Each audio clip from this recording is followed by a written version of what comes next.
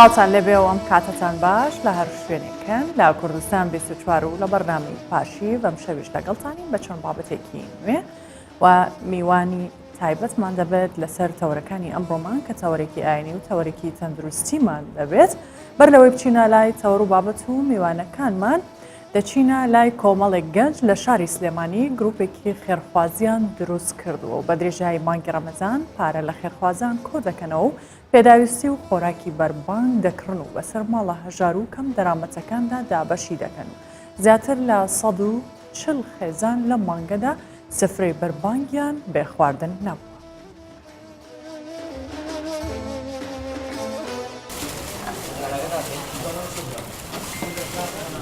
کۆمەڵەیەک گەنجن ژمارەیان دەکەسە فریا ڕەمەزان ناوی گروپەکەی ئەم گەنجانەیە لە ڕێی گروپێکی فەیسبوکەوە پلانی کارەکانیان دادەنێن قازانجنەویست و خۆبەخشانە شانی ڕەمەزان کۆڵان بە کۆڵانی شار دەگەڕێن کۆمەک و خۆراک بۆ ماڵە هەژار و کەم دەرامەتەکان دابین دەکەن. ئاسمانە کرد کە ژمارەی زۆر لە ماڵی فەقیر و کەم دەرامەت هەن بۆیە هەوڵماندا کە ئەم کارە ئەنجام بین بە یەکەوانێ و دەستمان کرد بە تەداولکردنی بیرۆکەکە لە بینی خۆمانە بۆ ئەمە بەستە گروپێکمان دروست کرد بۆی وەکو ئەندامانی گروپەکە ئاگادار بین لە یەکتری کە 10 نەفەرین لە گروپەکەیین و هەر یەکێکمان لای خۆمانەوە لەو دۆست و هاوڕێ و کەسانی کە ئەزانی خەڵکی خێرخوازن دەوڵەمەنن زەکاتیان هەیە سەدەقەیان هەیە حەزیان بە کاری خێرخوازی هەیە پێمانەوتن ڕاستەخۆ کە کارێکی ئەومان هەیە و پرۆژێکی ئەومان هەیە ئیتر بەم شێوەیە ئەمە لێرە 200,000 سەرفترێ وەریگرتووە زەکات و سەرفیترە و پارەی خێرخوازان کۆ دەکەنەوە خۆراک و پێداویستی بەربانگ دەکڕن هەر ماڵێک هەژار و دەست نەڕۆشتوو بن پێداویستیەکانیان پێدەگەێنن کاری گروپەکەش جیاوازترە لە کارە خێرخوازیەکان چونکە تەنها ئامانجیان خزمەتە بە هەژار و بێدەرەتانەکان لە چەند شوێنێکەوە ناومان وەرگرتووە ئێستا ئەمەی ئەم شەو دابەشمان کرد بە زیاتر لە ڕێگەی قوتابخانەکانەوە مناڵی کەم دەرامەت مناڵی بێ باوکمان زیاتر نووسیوە لە ڕێگەی بەڕێوەبەری قوتابخانەکانەوە لە دەوروبەری گەڕێکی خۆمان کە زیاد لە 5 قوتابخانەمان ئاگادار کردووە کە ئەو ناوانیان بۆ ناوژین بە ڕقم تەلەفۆنیشەوە. لە سەرەتای ڕەمەزانەوە زیاتر لە 140 خانەوادەی کەم دەرامەت و هەژار سفرەی بەربانگیان پڕ خواردن بووە دوای دابینکردنی پێداویستیەکان لەلایەن گروپە خۆبەخشەکەی فریاوە بڕیاریشیان داوە تا کۆتای ڕەمەزان بەردەوام بن گەر هاوکاری زیاتریش بکرێن لە ئایندەدا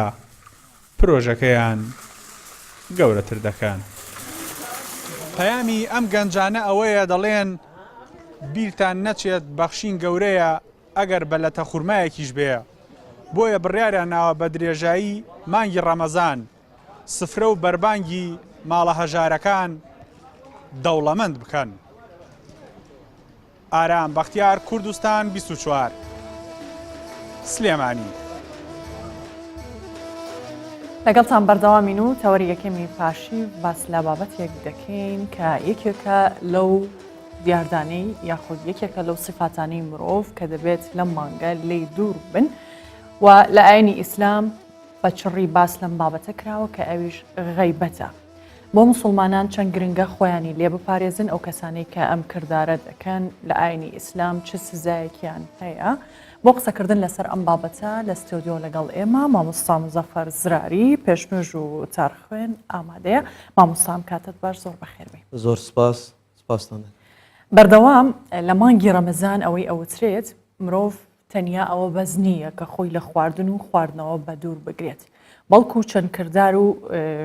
مامەڵەیەک هەیە کە پێویستە خۆی لێ دوور بخاتەوە یەکێک لەوانە غەیبەتە. غەیبەت لە ئاینی ئیسلام چۆن باس کراوە؟ بسم الله الرحمن الرحيم الحمد لله رب العالمين وصلى الله وسلم وبارك على سيدنا محمد وعلى آله وصحبه أجمعين. دەستخۆشی لە جەنابتان دەکەم بۆ پێدانی ئەو دەرفەتە و تایبەتکردنی کاتێک لەو شۆ مبارەکانی ڕەمەزان لە خزمەت مسلمانان خۆی گەورە ئینشاءڵڵا تەوفیقتان بدە لە کاری چاکە و کاری باشە ئینشاءڵڵا. گەر بێنە سەر پێناسەی غەیبەت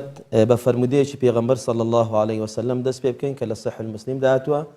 ئیمامی ئەبوو هورەیرە دەفەرمێ کە یەک لە هاوڵە بەڕێزەکانی پێغەمبەر صلی الله عليه وسلم دەفەرمێ جارێکیان لە خزمەت پێغەمبەر دابووین صلی الله عليه وسلم فەرمی ئەتەدڕون مە الغەیبە وەکو پرسیارەکەی جەنابەت فەرمی دەزانن غەیبەت چییە و چۆنە قالوا الله ورسوله أعلم گوتیان خدا و پێغەمبەری خوا علم و زانیاریان پێ زیاترە بۆیە پێغەمبەری خوا صلی الله عليه وسلم وەسفی کرد بۆ مسلمانان کە ئەم دەردە کوشندەیە ئەم ڤایرۆسە ئەم دیاردە قێزەونەی کە هەیە لە ناو مرۆڤەکان و بە تایبەتی مسلمانە ئێمە دەبی ئاگادار بین فەرمی غەیبەت ئەوەیە ذکر ئەخاکە بما یەکڕە إن كان فيه بما تقول فقد اغتبته وإن لم يكن فيه فقد بهته زۆر جوان وەسفی کرد فەرمی ئەوەیە باسی کەسێک کە پێی ناخۆش بێ بە هەر شێوازێک کە تۆ وەسفی کەسێک بکەی باسی بکەی لە دانیشتنەکان لە جێگا گشتیەکان بە شێوازێک کە ئەو بۆی بگەڕێتەوە پێی ناخۆش بێ ئەوە غەیبەتە پێغەمبەر عەلەیهی سەڵات وسەلام فەرمووی ئەگەر ئەو قسەی لە بەرامبەر کەسێکدا دەیکەن وابیتن ئەوە غەیبەتە ئەگەر وانەبی دەبێتە بوختان خوای گەورە پەنامان بدە کە بوختانیش ئەویش هەریەکە لە تاوانە گەورەکان بەڵێ بینە سەر حکمی غەیبەت چییە لە ئاینی ئیسلامیان چۆن باسی تاوانی ئەم کەسانە کراوە طبعا غەیبەت لە ئیسلامدا حەرامە وخوای پەروەردگار دەقی قورئانمان هەیە ئاماژەی پێکردووە دەفەرمێ ولا يغتب بعضكم بعضا أيحب أحدكم أن يأكل لحم أخيه ميتا فكرهتموه واتقوا الله إن الله تواب رحيم خوای پەروەردگار دەفەرمێ هەندێکتان باسی هەندێکتان مەکەن بە خراپە غەیبەتی یەکتر مەکەن لەبەرەوەی خوای رب العالمین دەفەرمێ مفسرینی قورئان دەفەرمن خوای گەورە تەشبیهێکی زۆر ترسناکی کردووە بەو کەسانە کە غەیبەتی کەسانێک دەکەن دەفەرمێ ئایا ئێوە پێتان خۆشە گۆشتی برایەکەی خۆتان بخۆن نەخێر پێمان خۆش نییە فەکەریهتموه بە دڵنیاییەوە پێمان ناخۆشە کەواتە خوای گەورە دەفەرمێ واتقوا الله لە خوای گەورە بترسن و لە خوای گەورە بترسن واز لە غەیبەت بێنن غەیبەتی یەکتر مەکەن وەکو قورئان ئاماژەی پێکردووە کە تاوانێکی گەورەیە دەبێ مسلمانە خۆیان لێ دوورکەنەوە و لە فەرمودەکانی پێغەمبەر عەلەیهی سەڵات وسەلام ئەبوو موسایەک لە سەحابە بەڕێزەکان بوو هاتە لای پێغەمبەری خوا لەگە کۆمەڵێک سەحابە پرسیاریان کرد گوتیان یا رەسوول الله ئەی المسلمین ئەفضەل کامە مسلمان لە هەموو مسلمانان گەورەترە و باشتر و چاکترە فەرمووی ئەو مسلمانە تەواو و گەورە و ڕێک و پێکە المسلم من سلم المسلمون من لسانه ويده ئەم مسلمانەی کەوا مسلمانان دڵنیان ئەمینن لە دەست و لە زوبانی کەواتە هەم دەستی هەم زبانی بەرامبەر مسلمانان ئازاری نییە و لە ئیسلامدا فێر کراوی نێمە پێغەمبەر صلی الله عليه وسلم دەفەرمێ كل المسلم على المسلم حرام دمه وماله وعرضه هەموو مسلمانێک لە بەرامبەر مسلمانەکەی ترکە لە بەرامبەریدا دەژیە و لەگەڵیدایە حرامە چەند شتێک یەکێک لەوانە ماڵەکەی خوێنەکەی ناموس و کەڕامەتەکەی نابێت دەستی بۆ ببەی و یاخود باسی بکەی کەواتە غەیبەت کارێکە لە ئیسلامدا حرامە و باشترین بەڵگە کە پێغەمبەر عەلەیهی سەڵات وسەلام بە خانەوادەکەی خۆی و بە عەمەلی بە مسلمانەکانی ڕاگەیاندووە دیمانێکی دایکمان عایشە هەمانە ڕەزا و ڕەحمەتی خوای لێبین کە لە بوخاریدا هاتووە دەڵێ جارێکیان لەگەر پێغەمبەر دەبێ عەلەیهی سەڵات وسەلام بێکەوە لەو کاتەی پێغەمبەری خوا باسی یەکێک لە خێزانەکانی دەکە کە سقات و سەفیەیە دیارە زۆر وەسفی دەکە و خۆشی ویستە پێغەمبەری خوا عەلەیهی سەڵات وسەلام هەموو خێزانەکانی خۆشویستە دایکمان عایشە غیرەی ئافرەتایەتی دەیگرێ دەڵێ ئەی پێغەمبەری خوا دەبەسە سەفیە فەکانە کەذا وەکەذا مەبەستی ئەوە بە تەعنی ئەنەها قەسیرە دەرێت تۆ ئەوەندە باسی سەفیە دەکەی سەفیە بەژن و باڵایەکی زۆر درێژی نییە کورتی هەیە پێغەمبەر عەلەیهی سەڵات وسەلام لەسەر ئەو وشەیە کەوا غەیبەتە یعنی لەبەر ئەوەی وشەیەکە ئەگەر خاوەنەکەی بزانێتەوە پێی نامرتاح و نەئاسوودە دەبێ فەرمی یا عائشە لەقەد قولتی کەلیمەتەن لەو مەزەجەت بماء البحار لەمەزەجەته فەرمی کەلیمەیەکت گوت ئەگەر زیان و ڤایرۆس و خراپەی ئەو کەلیمەیە لەگەر بەحرەکانی دنیا تێکەڵ بکەی هەمووی تێک و پێک دەدە و خەتەریاتی هەیە کەواتە ئەوە بەڵگێ بۆ ئەوەی غەیبەت تاوانە حەرامە ئێمەی مسلمانان دەبێت بە هەموو شێوازەی خۆمانی لێ دوور بکەین مامۆستا جگە لەو نمونەیە چ شتێک یان چ جۆرە باسکردنێک ئەچێتە چوارچێوەی غەیبەتەوە چونکە زۆر جار کەسانێکن کە قساکەن ئەڵێ من ڕاستیەکەم وتووە خۆ بوختانم نەکردووە یان لە خۆمەوە قسە ناکەم ئەو شتانەی کابێت بە غەیبەت چی ئاماژەمان بەو فەرمودەی پێغەمبەر کرد عەلەیهی سەڵات وسەلام سەحابە بەڕێزەکان فەرمیان یا ڕەسوول الله جاری وەها بە وەسفی کەسێکیان کردووە حتا فەرمودەمانێ دەڵێ کابراەک لە خزمەت پێغەمبەری بۆ عەلەیهی سەڵات وەسەلام کە هەستاوە زۆر توانای نەبوو تااقەتی نەبوو بێتاقەت بوو سەحابە فەرمیان قالوا ما أعجز فلانا کیان فلان چەند بێتاقەتە چەند بێقووەتە پێغەمبەری خوا فەرمی ئێوە غەیبەتی برای خۆتان کرد گوتیان بۆ یا ڕەسوڵ الله ئەوەش غەیبەتە فەرمی هەر تەسەڕوفاتێک ئیمامی نەوەوی تعلیقی لەسەر ئەو فەرمودەی پێشوهینامان دەفەرمێ غەیبەت بەس لە قسە نییە باسی جەستەی بکەی غەیبەتە باسی ناموسی بکەی غەیبەتە باسی جلوبەرجی بکەی غەیبەتە باسی شێوازی ڕۆیشتن و دانیشتنی بکەی غەیبەتە هەر شتێک کە پەیوەست بێ بە ژیانی ئەم ئینسانە ئەوە هەمووی دەستە قەلبی غەیبەت خەتەریاتی غەیبەت لەوەدایە ئەگەر ئەو شتەی تۆ دەیڵێ وابی پێغەمبەر دەفەرمێ صلی الله عليه وسلم ئەوە غەیبەتت کردووە ئەو تاوانە گەورەت کردووە کەوا بە ئاماژەی پێ دەکەین تاوانێکی چەند گەورەی ئینشاءالله فەرمی ئەگەر واژ نەبێ بوختانە بوختانیش بە هەمان شت یەکێکە لە تاوانە کەبیرە و گەورەکان و عقوبەیەکی زۆر گەورە و سزایەکی گەورەی هەیە خوای پەروەردگار داینەوە بۆ کەسانەی کەوا بوختان بۆ خەڵک هەڵدەبەستن واتە باسکردن بە باشە ژیان پێدا هەڵگوتن بە هەمان شێوە غەیبەتە بە شێوازێک کە کەسێک پێی ناخۆش بێ بە شێوازێک ئەو کەسە پێ نامرتاح بێ پێ نائاسوودە بێ ئەو کەسە وەک بڵێ شەرم لە خۆی بکاتەوە یعنی پێی نەقز بێ تەئسیل لە شخصیەتی بکە تۆ مەبەست ئەوە بێ لە کەسایەتی ئەو کەسە بدەیت عیبداری بکەی ئەوە غەیبەتە ئەی باشە ئەگەر کەسەکە بۆ نمونە و سیفاتانەی نەبوو بەڵام ئەو کەسە بۆ نمونە سیفاتی باشی پێدا هەڵگوت بۆ نمونە واتە بە باشە باسی کرد ئەی ئەوەیان ئەچێتە چ بە باشە باسی هەموو کەسکی هەموو کەس پێی خۆشە بە باسی نا بۆ نمونە کەسێک ڕازگۆ نییە بەڵام لە بەرچاوی خەڵک کەسێکی ترەڵێەوە زۆر ڕازگۆیە یان ئەوە درۆکردنە لە بۆ خەڵکی ئەوەش هەر جایز نییە تۆ نابێ ینی بە خەڵکدا هەڵبرێ بە درۆ ینی مەدحی خەڵک بکەی بە درۆ ینی وەسفی ئەو کەسێکەوە تۆ دەتەوێت بیکەی وا چاکە بەڕاستی دروستی بیکەی چکە درۆژ یەک لەو تاوانانەیە درۆژێکێکە لەو دیاردانەی کە بەڕاستی لە ناو کۆمەلگا هەیە زۆر جار خەڵکێک تووشی بۆ و پێوە تووشی گرفت بووە باشە ئێستا لەبەرەوەی سەردەم گۆڕاوە بەڵام لەگەڵ ئەوەشدا لە سەردەمی کۆنیشدا نووسین هەبووە نووسینەوە هەبووە بۆ نمونە تۆڕە کۆمەڵایەتیەکان کە بەکارێت هەندێک جار ئەو کەسانە کە باسی کەسێکە کریان وێنەی کەسێکدا ئەندرێت زۆر کەس قسەی لەسەرەکات بێ ئەوەی بیناسێ بەوەی بزانێت کێیە بێ ئەوەی بزانێت چییە ئەمەش ئەچێتە چوارچێوەی غەیبەتەوە بە دڵنیاییەوە یا ڕەبی کەس داوی بە داوی تۆڕە کۆمەڵایەتەکانوە نەبێ یعنی ئەوەی کەتە ناوەوە حیسابکە کەتە ناو بەحری ئیجەی ماڵی وێران دەبیتن مەگەر وەک ئەوەی دەڵێ چوپێکی باشی پێبی یان بەلەمێک بە فریای بکەوێ ئەگەنا ئیلا دەفەوتێ یعنی بەداخەوە تۆڕە کۆمەڵایەتەکان بە شێوەیەکی گشتی یعنی من لێرەوە ئامۆژگاری هەموو ئەو دۆست و خوشک و برا بە ڕێزانە دەکەم کە بەکاردێنن بەڕاستی بۆ ئەوە بەکارنێنن ئەمە یەکتر پێ ناشرین بکەین خەریکی ئەوە بینین دەستی هەر پەیجێک هەر سایتێک ئەوە خەریکی ئەوەینە یەکتر ناشرین دەکەین خەریکی ئەوەینە غەیبەتی یەکتر دەکەین خەریکی ئەوەینە وەگەوەی دەرێ یەکتر لە کەدار بکەین یەکتر ناشرین بکەین جاری وایە تەشویهی ڕسمەکەی دەکەن ڤیدیۆی ناڕێکی لەسەر دەکەن جاری وا هەیە مەسەلەن بە قسە نووسین بە ڕاپۆرتکردن لەسەری هەموو ئەوانە دەچێتە چوارچێوەی غەیبەت و بوختان و کاری قێزەون و نەشیاو باشە هەندێک جار هەیە بە ئیشارەتە بە هێما بۆ نمونە بە کەسێک ئەوتریان باسی ئەکرێ یان ئەو کەسە ئاگای لێ نییە بۆ نمونە دوو کەس کە باسیەکەن بۆی نەزانێت بە ئیشارەت باسی ئەکەن ئەی ئەمەیان ئەم جۆرە بەڵێ پێغەمبەر دەفەرمی عليه الصلاة والسلام ليس المؤمن بتعان ولا لعان ولا فاحش ولا بذي ئینسانی باوەڕدار کەسێکە حتا لە ئیسلامدا حرامە تۆ برۆ لە کەسێک هەردەی یان جاری وێ ها کەسێک تۆ پێت کەمە ینی گاڵتەی پێ دەکەی برۆی لێ هەڵدەدەی ئەو برۆ تێ هەردانە خوای پەروەردگار دەفەرمی وەیل لكل همزة لمزة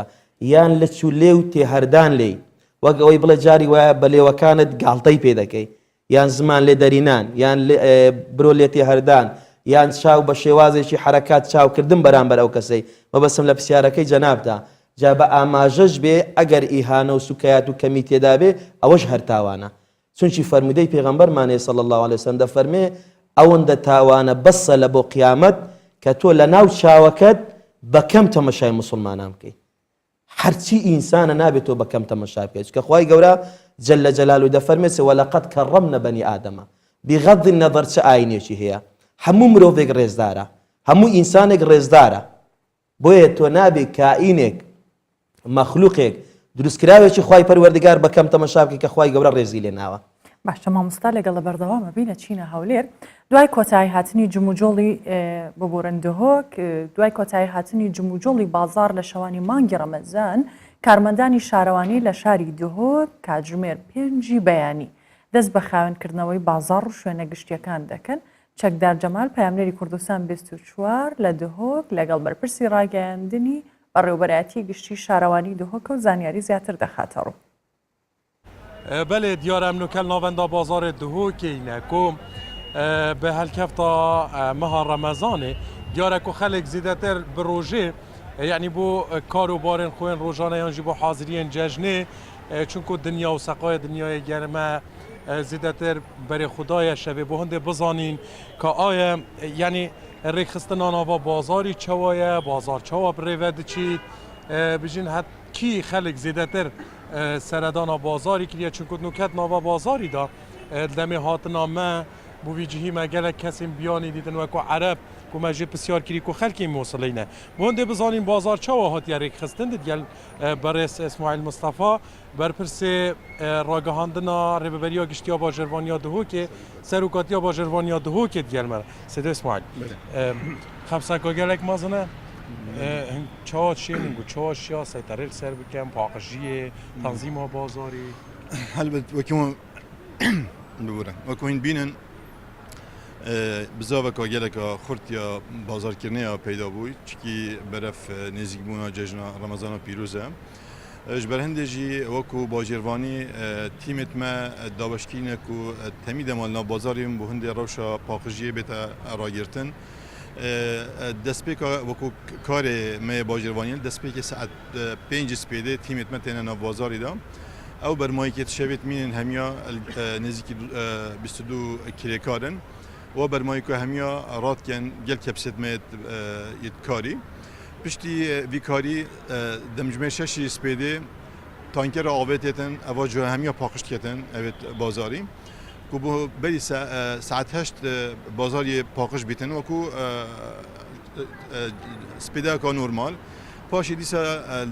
ده سپیده جی تیمت متن بکم کرنا او برمایی که چکی و کو سپیده جی افر سپیده جم هاتین دیسا سپیده جی دیسا بزاوه که هیا کرنو فروتنی و خلق گل قصه ویرد کتن بیتش افروشا آراما باجه دهو که گلش دورو برد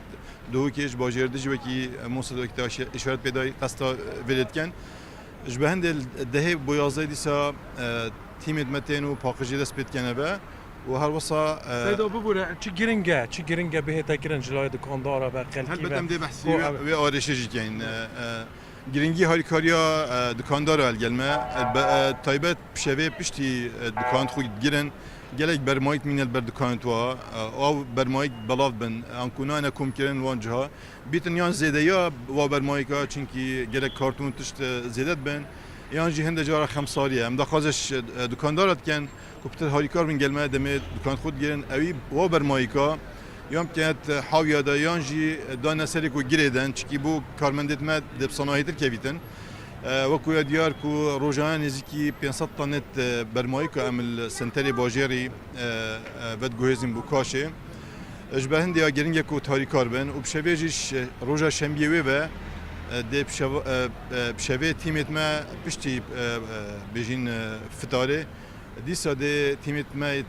کلیکارا کن بن نوبازاری دا بو اگر برمای جهه کی هبن حتی راده کی باشه بس ام حس کن چکی ده بازار هستر کبید جبهند ام ده تیمت خوینه ناف دا کودا پاکجی بتر بتر راگرتن شلای رخصنا باجری و جی تیمت ما بردوام دو شفته کارت کن حتی شفتك حتى بري فتاره يدجي بشتي فتاره روش كاندني حتى دكان تنگرتن بو هند اگر اك زيدگاوي بكات سر دكان كيان ريكا هولاتيا سر شوسكي بگيرن داكو هولاتي آزادانه بين بازار خوب كانوا و ريكا كنال هواجي بيروز بايل خلقي خود كاين بو به ماه رمضانه و هيفي دارين كردستان و دهوت آرامی دابجيت دست باش درست ما سيد اسمع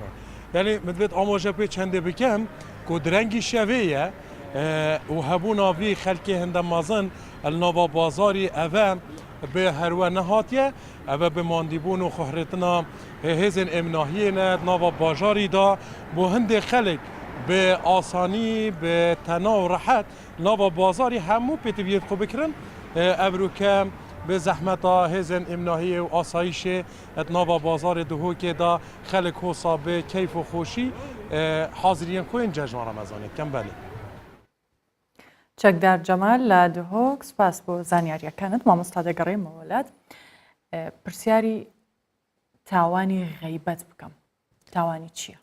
پێویستە ئێمە تاوانی غەیبەت بۆ خەڵک ڕۆم بکەینەوە لەبەرەوەی خەڵکێکەیە لە کۆمەلگا کە غەیبەت دەکە وەڵی وە دەزانی کە بابی دەخوا سبحان الله مەجلیسەکانمان زۆربەی هەرە زۆری بە غەیبەت ڕازایتەوە یعنی لە هەر جێگایش دەگەی دوو کەس ئیلا جاری وایە تووشی غەیبەتت دەکەن کاتەکانمان بە غەیبەت بەڕێ دەکەن ینی غەیبەت تاوانێکی زۆر گەورەیە کاسە و ڕەسیدی ئەو کەسە بەتاڵ دەکەن لە قیامەت فەرمودەیەکمانەیە پێغەمبەر عەلەیهی سەلات وەسەلام ڕۆژێک لە ناو سەحابە بەڕێز و هاوڵەکانی و فەرمووی ئەتەدڕونە من المفلیس قالوا المفلس فينا من ليس له دينار ولا متاع فەرمی دەزانن چێ دەست بەتاڵە و جیرفان بەتاڵە و هیچی نییە دەسڕوتە کیان لای ئێمە ئەی پێغەمبەر عەلەیهی سەلات وەسەلام مفلیس کەسێکە نە دیناری هەیە و نە دیرهەمەیە و هیچی نییە فەرمی نەخێر ئەوە مفلیس نییە ئەی مفلیس چێیە فەرمووی مفلیس ئەو کەسەیە يأتي من أمتي يوم القيامة بصلاة وصيام وزكاة ويأتي وقد شتم هذا وقذف هذا وسفك دم هذا وضرب هذا پیغمبر صلى الله عليه وسلم فرمي كسانك دز بطال كسانك مفلسن كسانك بيبشو وقوي دلي رشو بيبشن لأمتي من روجي قيامت دين نوێژیان کردیە هەر پێش نوێژەکانیان بەڕێژی کردیە زەکاتی ماڵی خۆشیاندایە مانجی ڕەمەزانیش بە تەواوی بەڕۆژی بنە بەڵام لەو لاوە چیان هەبووە لەو لاوە جنێویان بە خەڵک داوە غەیبەتی خەڵکیان کردووە شەقی لە خەڵک هەرداوە خوێنی خەڵکی ڕێشتووە ماڵی خەڵکی خواردووە هەموو ئەو کارە قێزەون و ناشینانە دەبنە مای چێ پێغەمبەری خوا دەفەرمی عەلەیهی سەلات وسەلام مای ئەوەی کە ئەم کەسە دەست بەتاڵ بێ و هەروەها گەنجینەی قیامەتی هیچی تێدا نەمینێ لە چاکە و لە حەسەناتدا نمونەیەکی تر بینینەوە فەرمودەیەکی تری صحیحمانەیە کاتێک پێغەمبەری خوا صلی الله عليه وسلم چوو لە بۆ ئاسمانەکان خوای پەروەردگار لە ئیسرا و میعراج کە دعوەتی پێغەمبەری کرد عەلەیهی سەلات وسەلام یەک لەو دیمانانەی خوای گەورە لە ڕێی جوبریلەوە بە پێغەمبەری پیشاندا لە ناو دۆزەخە وەکو معجزەیەک دەڵێ مەڕ النەبی عەلى ئەقوام لهم ئەظفار من نحاس يخمشون بها وجوههم وصدورهم بەلای قەوم و گەلێکدا ڕۆی پێغەمبەری خوا صلی الله علیه و سلم ناو دۆزەخە ئەو قەوم و گەلە نینۆکیان لە مز بوو نینۆکیان لە مز بوو درێژ بوو ئەو نینۆکەیان لە دەم و چاوی خۆیان دەدا ئەو گۆشتیان لێ دەکردەوە لە سینجیان دەدا هەموو سینجیاندا دەڕنی پێغەمبەری خوا سەری سوڕما فەرمووی من هؤلاء یا جبریل فەرمی ئەوانە چێن چ کەسانێکن چ تاوانێکیان کردیا فەرمووی هؤلاء من أمتك الذين يأكلون لحوم الناس ويقعون في أعراضهم فەرمی ئەوانە کەسانێکن لە ئومەتی تۆ کاریان چییە گۆشتی خەڵکیان خواردووە گۆشتی خەڵکیان خواردووە و دائیمەن خەریکی ناموسی خەڵک بووینە ناموسی خەڵکیان ناشرین کردووە ناموسی خەڵکیان لە کەدار کردووە بۆیە ئەمە تاوانێکی گەورەیە ئەگەر مقارنەیەک بکەین بەراوردێک بکەین هەم ئاەت و کەلامی خوای گەورە باسی گۆشت خواردنی ئینسانەکان دەکا لەبارەی غەیبەتەوە و هەم فەرمودەکانی پێغەمبەر عەلەیهی سەلات وسەلام بۆ خۆ گۆشتی ناخۆی بەڵام وەکو ئەوە وایە هەندێک لە ڕاوەکارانی فەرمودەی پێغەمبەر صلی الله علیه و سلم دەفەرمون وەکو ئەوە وایە تۆ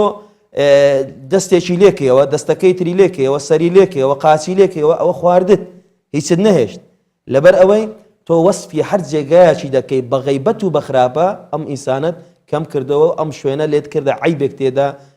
بەرجەستە کرد فەرمودەی ترمانەیە پێغەمبەر دەفەرمی عەلەیهی سەلات وسەلام الربا 72 حوبا دەفەرمێ ریبا سوخۆری یەکێکە لە تاوانە گەورەکان لە ئیسلامدا دەفەرمی 70 و هەندێک تاوان و دەرگا و جۆری هەیە لە هەمیان کەمتر لە ڕیبا ئەوەیە کە ئینسان والعیاذ بالله دایکی خۆی مارە بکاتەوە زەواج لەگە دایکی خۆی بکات کەەوە حرامە لە دینی ئێمە ڕێگە پێ نەدراوە دەفەرمێ وإن أربى الربا استطالة الرجل في عرض أخيه المسلم دەفەرمێ لەو سوو خواردنە تاوانی زیاتر خراپتر گەورەتر ئەوەیە کەسێکی مسلمان زبانی درێژکە لەسەر ناموسی خەڵک غەیبەتی بکە باسی بکە دەوەرە ئەو تاوانە گەورە وەرە ئەو جەریمە گەورەیە کەسی واشەیە هەر لای وایە لە ڕەمەزاندا بە ڕۆژی بێ و ئێوار ئفتاری بکات و سفرەی چاک ڕازاندرابیتەوە و تێری دەخوا و بچی تەڕاوی حام بکە و لەو لاش بەر بیتە غەیبەتی لەو لاش خەریکی ئەوانەتەوێت بۆیە ئیسلام کردارە ئیسلام گۆڕانکاریە لە ناخت لە ڕۆحت لە هەڵسوکەوتت لە دراوسەیەتیت لە برادەرایەتیت لە کۆمەڵایەتیت لە بازارت لە دوکانت لە کڕینت لە فرۆشتنت لە هەموو ئەو شتانە ئیسلام فێرت دەکە ڕەوشتی جوانت هەبێت. باشە مامۆستا من دواتر ئەپرسم لەبەرەوەی باسی مانگی ڕەمەزانت کرد کەسانێک هەن ئەوەی کردویانە پێش ڕەمەزان کردویانە بۆ نمونە غەیبەتێکێکە لەو شتانەی تەوبەی لەسەرەکە بەڵام ئایا غەیبەت بە تەوبە کۆتایی دێت یان تەواو دەبێت بەڵام بەر لەوەی وەڵامم بدەیتەوە دەچینە لای پایامنەرمان ئیسلام یوسف لە زاخۆ لەگەڵمانە لەوێ یاریە فۆلکلۆریەکان لە شەوانی مانگی ڕەمەزان زیندوو دەکرێتەوە و خەڵکی کاتەکانی خۆیان بەم یاریە زیاتر بەسەر دەبن ئیسلامم کاتت باش پێمان بڵێ ئەو یاریانەی کە دەکرێت چییە و خەڵک چەند دڵخۆشە بەوەی شەوانی مانگی ڕەمەزان تا درەنگانێک دەبن و کۆ دەبنەوە و کاتێکی خۆش بەسەر دەبن. زۆر سپاس سارا دەمەوە ji baş bitin دیارە دەڤەرە زاخۆ هەند بازار هەنە ڕەمەزانê taybetmendiya xwe têda heye gelek gelek bazar hene tinê di meha Remezanê da zîndî dibin û xelek lê kom ve dibitin yek ji wan bazara ji bazarê Salih Yusufî bû ku pêştir ji me nîşan da bû de çend layvên paşîva da û ev jêk ji wan bazara yên ku hejmareka zora genca şevane lê kom dibin piraniya van gencan jî ew yariyên ku dikin yariya gustîlanê ye lê tiştek ku بجن نامول فدري برچاوي من كديه اوكو افشفه تابلو زرناجل فدري آماده بو يعني داهول اديله ده هر دما کو تیمک بجن سردکه و فایده ده به قازانج دکه ادي تابلو زرنا بو اناله دنو یاری اندکن من فد الفدري پرسیاره که جولیدی بکم کوی جوان تیمن تابلو زرنا الدورا زاخو دکفندا الزاخو امراض هشیار کردن خلکی و پاشیوا جخوا داهول بویه یعنی کولان دگرم بویه که کو خلق جخوی رابه و کاری خواه پاشی بگن از دیوی پرسیاره کم گلو اوجی دوان رو رسمان دا بجن وی جوره شیار کرنا خلقی دا بجدار بویه یا نه دمی تا باش بتو چه بزن اف شوه تشبو چه هاتی ویدر یعنی کنگی هین تابلو زرنا لیدن هر دما بجن تیمه که بسرد کفتن یان دیو زوقی گنجا خودی ما دیو زوقا گنجا عملیت دار جای سوان منیش چه وقتی گفتم آماده حاضر بان بود روزار لای باشه بریل زاخو هبی کو خلک برکا داهول بجن تابلش خورات کردن گلو تو جتی دا بجدار بی ویدمی چا بی و چا خلک شیارت که چون کیش گرکا طبع عواسی که بینم وقتی پاشی به سعادت رابط داهول قطار جواب محل متزبری جنو كانوا تلفون او انا من يشار في وقتي قال اخوي في وقتي بيجيك رحمتي خالي اسماعيل شو قال جاي ام قواج درت كتر فرع بو زوقه بشو مع ظهور للدار وقال برانبر به هشیار کردن خلکش خواه بجم پارک تشتک خلکت دا و قالوا او جشن بی یان جمع هر هنگی هر شف خلکت دا لا رجع دجل الدار اما وهالملاتيجي بي وهنجمع كيف عن خوش ظهور ساعدوا لي حتى دور سيوني وكي وقال عرضه جاب سكيني تفرع هذا ندم بش وظهور لي حتى بري سیه چارکی باشه وی گفتی زیادتر کاری وقتی سر چی کو رمضان ادی تابلو زرنال گورن ماین آینی یعنی بیشن کو نابد و مهدا بهت لیدان زیادتر شوله ود گل کی خودی نه قضاوت ما بصرمانه كي بينا تريد هيبه رمضان ام خوش دعوات مسيحيه كنت ماضي مسيحيه تلفون بعد قالك سپاس بوده اصلا گنجان ورگرم یک شوان گنجان کوتل ویدر رنگشته خاره بزنن شوید زاخو هنگنج چاب سرده من دمت خوب چوت برینن چنده خوشا کوهین الویره بیگ ولی کدو کومد بشکل سپاسیات کم بو ویدیداره و هیناتی ویرل گلوان گنجا وكو ام خلق زاخو شفت مهر هو صاد بورن السيكي فكري حتى دم باشي و هندك برادر الجهاج باشي و ديننو و خوشي بو گنجا ديارت كن ام سپاسي حمي كاسيت كن و حمي حوالات كن اف گنجا تاجك زوقه كن بوما ام بيك فترين خواره و حوالن بروش زيفزي ام ناگهنه كدو چمكي رمضان جبر هند بشوا متگهنه كدو خوشا الفيري دما هند گهنه كدو زيادتر او يارين كو گنجت زاخوت كن چينه یاریا گستیرکانه بشف وقت خواب ود بورینن شبابن همی گنجن وقت خواب هنده ود بورینم جه تماشات کنو ما به خوشم گلوان گنجا بنو چاودری آن بکن باشە ڕەمەزان چاوە دەرباز خۆش دەرباز بێت گەلک باشە الحەمدلله و باشت بۆرت الحەمدلله چ فەرقیت ما بینەوێ ڕەمەزانێ و زڤستانە پۆردە خودی ڕەمەزان گەلک خۆشە ڕەمەزان خەلکێک دیهاتێک و دو و پترێک و دەتبین تە پیشەویە و گەنج وەختێ وانە پترە و باشترێک و دەتبینن بەس مگوت ڕەمەزانێ و زڤستانێدا ها تو تێگەهشتی زڤستانجی خۆشە و ڕەمەزانجی خۆشە سپاس زۆر سپاس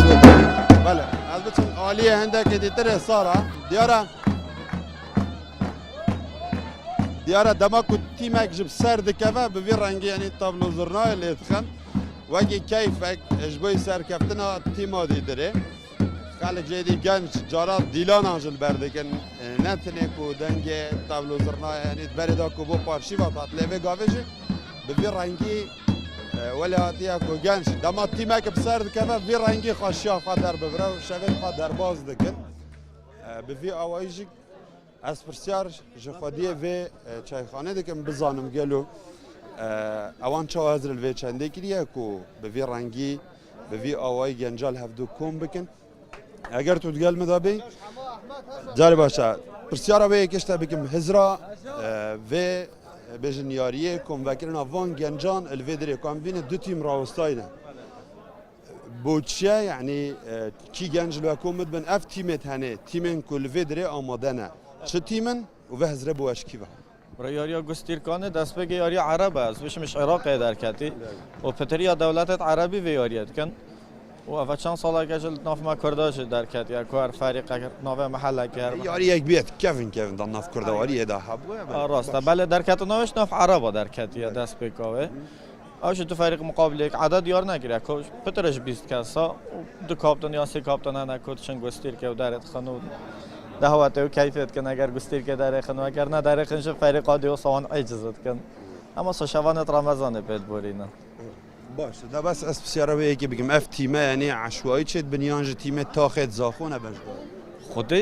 ناوه تاخانه بس مهم نینه یعنی ایله تاخی بد فرق نینه یعنی هوالانن هوال گل اک درد کردن یعنی نگم فرقه که بد همه کی بترین خارج درسته یعنی ناوه فرقه ما به ترکیب نه ایله تاخی ما بتن زۆر سپاس بۆ پێویە دەمێن خۆش بووە شەوێت ڕەمەزانەدا دیارە سارا یاری بڤی ئەوەی دەرباز بەینی ڕاستیژە ژمارەکە زۆرە دەستان ئەزیدەتری 20 کەسا ڕێنشتینە 40 دەست 45 44 دەست کۆم دەبن ینی بزەحمەت گوستیل تێدیتن لێ شەوێن گەنجێن زاخۆ بڤێ یاریەوە دناوە بازاڕیدا بڤی ئەوەی دەرباز ئیسلام یوسف لە زاخۆ لەگەڵمان بووی زۆر سپاس مامۆستا دەگەڕێمەوە لای جەنابەت پرسیاری ئەوم کرد بەر لەوەی بچینە لای هاوکارم ئیسلام کە ئایا غیبەتکردن بە تەوبە دەڕوات تەمان تەوبە دوو جۆری هەیە کە ئینسان کاتێک تەوبە دەکە و دەگەڕێتەوە لای خوای پەروەردگار ئەو تاوانەی تەوبەی لەسەر دەکە دوو جۆرمان هەیە زۆرێکیان پەیوەندی بە بینی خوای پەروەردگار و بەندەکەوە هەیە ئەوە تۆبەی دەکە و پەشێمان دەبتۆ قابلی ئەوەیە و گونجاوە بۆی خوای پەروەردگار لێ خۆشبی و عەفوی دەکا جۆری دووەم کۆمەڵێک ماف و حەق هەیە هی خەڵکە یەکێک لەوانە غەیبەت حەق الناسە خوای پەروەردگار باسی کردووە لە قورئان کە حەقی خەڵکە و حەقی مرۆڤەکانە غەیبەت بە هیچ شێوەیەک بە تەوبە ناڕوە یعنی کەسی وا هەیە دانیشتێ لە مەجلیسی باوەڕ کە مەجلیسی ڕازاندنەوە پێدا دەچی باسی حەرش و قورشی دەکا لە ئادەم وەختە برێن پێدا دێت تا خاتەم ئەوە هەمووی باز دەکا کوڕە کاکە واز بینە غەیبەتە حرامە ئەستەغفر الله مامۆستا لە خوای بەزیابی دەی تۆبەم کردەوە پەشێمانمەوە کاکە بۆ ئەستەغفر اللهی ناڕوە بە ذکر ناڕوە بە قورئان خوێندن ناڕوە بە تۆبە ناڕوە غەیبەت مافی خەڵکە حەق الناسە شێخ الئیسلام ئیبن تەیمیە لە مەجموع فتاوادا دەفەرمێ تەوبەی غەیبەتکاری قبوڵە وەکو تەوبە بەڵام حەقەکەی لەسەر دەمێنێ بە یەک حاڵەت دەتوانی لەسەر خۆی لامە بسێ ئەو کەسێکەوە باسی کردووە لەگەڵی دانیشێ داوای لێ بکە بڵێ من ئەو غەیبەتەی تۆم کردی و باسم کردی گەردەن مازاکە سوێن بەخوا بچی و برێ ئاوان پێگوتی لەوانە سێ سا مەترەقی تیار بداتن یعنی ئەوەندە بە ئاسانی لێ خۆش نابی کو باسیم نەکردی کو ئەوە لە من باس کرد ئەوەش مشکلەیەکە ئەوە کێشەیەکە کابرا جورئەت ناکە بچی بە کەسەکەی بڵێ باسم کردی کە ناسچی بە تەوبە ناڕواتن بۆیە زەرورە پێغەمبەر صلی الله علیه و سلم دەفەرمێ هەوڵ بدەن بڕۆ گەردەنی خۆتان بە کەسەکە ئازاد بکەن داوای لێبردنی لێ بکە داوای پەشێمانی لێ بکە ئەگەر هیچ نەتوانی بچی یان کەسەکە نەمابوو لە ژیاندا یان ئەو کەسە نەیدەگەیشتێ داوای لێبردن و گەردەن ئازایی لێ بکەی لێت بزر ببوو علەما دەفەرمون دەبی تۆ چۆن لە مەجلیسەکان غەیبەتت کردیە ئەو جارەی بێ مەدحی بکەی ئەو جارەی بێ گەورەی بکەوە تا ئێستا هەوڵی بچووکردنەوە داوە ئەو جارەی گەورەی بکەوە باسی کارە باشەکانی بکە مەدحی بکە پێیدا هەڵ بڵێ وەکو ئەوەی کە ڕاستە و تێیدایە ئەگەر ئەوەشت نەکرد دەڵێ واجبە لە ژیانت دوعای زۆر لە بۆ بکەی و ذیکر و تەسبیحاتی لە بۆ بکەی بڵێ خوای پەروەردگار داوە لە خوای بکەی بڵێ خوایە لە تاوان و گوناحەکانی خۆش بی باشە باسی ئەوت کرد کە بچێتە بەرەو ڕوو هەندێک جار لە ناو خەڵک بەرەو ڕوو پێڵێ تۆ بۆچی وا کورتی تۆ بۆچی وا قەڵەوی تۆ بۆچی وا زەعیفی بەرەو ڕووی ئەم کەسا کە ئەم شتانەی پێ ئەڵێ ئەمەش غەیبەتە بە دڵنیاییەوە ئەوە شکاندنەوەی ئەوە زۆر حەڕامە ئەوە تاوانەکی گەورەی ئەوە سەخریە یعنی گاڵتەکردنە بە خەڵک یعنی تۆ بۆ وا کورتی کاکە خوای گەورە وا دروستی کردمە بۆ وا قەڵەوی خوای گەورە وا دروست کردمە ئەتۆ کە ڕەخنەی لێ دەگری ڕەخنە لە دروستکراوی خوای ڕەب العالەمین گرتیە عەبدوڵڵای کوڕی مەسعود قسەی زۆر جوانیە دەفەرمێ سوێن بە خوای گەورە وام لێ هاتووە ئەوەی کە لە پێغەمبەرم جێرێ بۆ صلی الله علیه وسلم لەبارەی پرسیارەکەی جەنابەت دەفەرمێ ناوێرم گاڵتەجاری و گەمە بە سەگێکی گوڕوو بکەم نەوەکو خوای گەورە وەکو ئەو سەگەم لێ بکە حاشە لە ڕووی جەناب بینەران یعنی زۆر خەتەریاتی هەیە زۆر ترسناکە مۆزوعەکە تۆ گاڵتە بە کەسێک دەکە ئەی خوای گەورە ئاوای لە تو کرد ڕۆژێک گەنجێک هات گەنجێک ینی هاتە لای من زمانی نەمابوو گوتم زمانت بۆ نەمایە گوتی وەڵی برادەرێشتی لەگەدا بگوتی مامەسەر لە پارچی بوون گەنجێک لەوێن دەرێ بوو زبانی دەیگرت قسەی پێ نەدەکرا یعنی هە بە واقعی ئەو شتەم دیت گوتی ئەوەش گاڵتەی زۆر بەوی دەکرد زمانت دەگری و لاڵی و قسەت بۆ نایە و نازام چ واللهی گوتی فەوڕەن زمانی گیرە والله هەندێک دوعا شتمالۆ کە خوای گەورە شفایدە و زمانی بەوە بۆیە ئەو کەسانەی گاڵتە بە خەڵک دەکەن دوور مەبینە لە نزیکترین کات دەخوای گەورە خراپترت بەسەبینیتن یان بە عیب و عاری خەڵک خۆشحاڵوی بەخوای دەڵێ پێم خۆشە فلان حایس و پێم خۆشە فلان زەرەری کرد پێم خۆشە فلان ئەو کەسر و ئەو نەقوستانیە بەسەردات خوای گەورە حەدیثمانێ پێغەمبەر صلی الله علیه و سلم دەفەرمێ خوا نادمرێنی حتا هەمان زەرەر و زیان و کەم و کوڕی نەینێ تۆ سەجە نابیشت باشە ئەگەر بۆ نمونە با بڵێن بە جۆرێک بێ بەرەو ڕوو نەبێت کەسێک سڵاو لە یەکێکە کات وەڵامی سڵاوەکەی نایەتەوە یان با بڵێن ئەو کەسەی تر پێی ناخۆشە کە وەڵامی سڵاوەکە نایەتەوە یان عەمدەن نییە هەندێک جار ئایا ئەمەش غەیبەتە ئەگەر لە دڵی خۆی پێی ناخۆش بێیان باسی بکە چۆن یانی ئەگەر وەڵامی سڵاوی خەڵک نەدێەوە ئەگەر کەسێک سڵاو لە کەسێک بکە بەڵێ و ئەو کەسە وەڵامی نەداتەوە لەوانەیە ئەو لە دڵی خۆی پێی ناخۆش بێیان باسی بکە بڵێ سڵاوم لێ کرد وەڵامی نەیامەوە ئەمەش غەیبەتە طبعا ئەوەش لەو حاڵەتەی هەم ئەوەی کە وەڵامی ناداتەوە ئەو هەڵەیە لەبەر ئەوەی کە سڵاو کرا سەلام کرا واجبە وەڵامی بدەیەوە ئەوەش کە غەیبەتی دەکاتن ئەویش تەواو نییە و شەرعی نییە لەبەرەوەی پێویستە بستە لە ئەو هاوڕێی لە ئەو برادەرەی بزان لە چ دڵی لێشکایە پێی بڵێ لەبەر چی وەڵامت نەداوە چگل لێ یەکت لە من هەیە نەک هەر لە خۆیەوە ئەویش حاشیە دروستکە و شتی لە بۆ دروستکە و ناشرینی بکە و وشی ئەوەی دەڵێ بیاوێ لەناو خەڵک زەمی بکات و دەرگایش لێ بۆ بتەوە باشە ئەگەر کەسێک گوێی لەوە بوو کەسێکی تر باسیەکە یان غەیبەتیەکە هیچ وەڵامێکی بۆی نەبوو یان لەو کاتە چی بکات باشە وەڵامی بداتەوە یان نا بەخۆی باشترین شت ئەوەیە دەڵێ خوای گەورە فێریکردنە ئیت دەفەرمێ لە بەرامبەر خراپە ئێوە چاکە بکەن خوای پەروەردگار دەفەرمێ لا تەستەوی الحەسەنەة ولا السەیئە ادفع بالتي هي أحسن چاکە و خراپە قەت وەکو یەکوانێ دائیمەن کاری چاکە ڕێک و پێک و پخۆترە کاری خراپە قێزەونە و ناشرینە خوای پەروەردگار دەفەرمێ ئەگەر کەسی خراپەی بەرامبەرکردن بە جوانترین ڕێگا وەڵامی بدەنەوە کاتێک ڕەوشتی جوانی من و ئەخلاقیاتی من و مرۆڤایەتی و سونعە و بەها و کەڕامەتی بە دیار دەکەوێ ئەگەر ئەمن نەچمە پێگە و تەرازوی چۆن ئیمامی حەسەنی بەسری کە تابعینە ڕەزا و ڕەحمەتی خوای لێبی ڕۆژێک کابرای گوتی وەڵای قوربان جێم لە فلانی بوو غەیبەتی جەنابی کرد ئێستا زۆر جار ئێمان لەوانە ئێستا دانیشتن ئەو دەقەی لەوانە هەندێک کەس باسمان بکاتن ئێستا هەیە دانیشتە لە دیارمان لەوانە هیچ گشتی نییە غەیبەتێکمان دەکات ئەوە گەردەنیشان ئازاب لە ڕای خوای گەورە گوتی مامۆستا فلان کەس غەیبەتی تۆی کردووە ئیمامی حەسەنی بەسی لەسە وەڵامی پرسیارەکەی جەنابەت چی کرد هەستا هەندێک خورمای پەیدا کرد ڕۆی چوە لای ئەو کەسێکەوە غەیبەتی کردووە هەندێک جار پێویستە ئێمە بە ڕەوشتی جوان خەڵکە هەڵەکان خەڵکە کردار ناشینەکان بینۆ سەر ڕێگای ڕاست دەڵێ چوە لای سڵاوی لێ کرد و دانیشت لەگەری فەرمووی کاکە گیان وەڵڵاهی زۆر سپاست دەکەم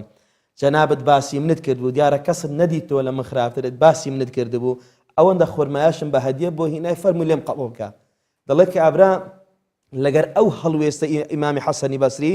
بەخۆی داچەوە گوتی وعد بی هەتا لە ژیاندا مابم نابێ ئەمن قەت کاری غەیبەت بکەم جا زۆر جوانە وەڵاممان ئاوا بێ مەسەلەن کەسێک غیبەتی کردی کاکە دەستکە گوڵەشی لەو بابرێ کاکە ئەو گوڵم لە بۆ هینای حەقی ئەوەی غیبەتت کردیمە دەسوێن بەخوا بە حیاتی غیبەت ناگاتن بەڵام ئەگە غیبەتی کرد ئەمەش خۆمان مڕ و گریش کرد چوینە لای ئەو بۆ غیبەتت کردیمە لۆ باست کردیمە دەرگات لێگە سینگت لێگەت یعنی کابرا هەندەی دی غیبەتت دەکا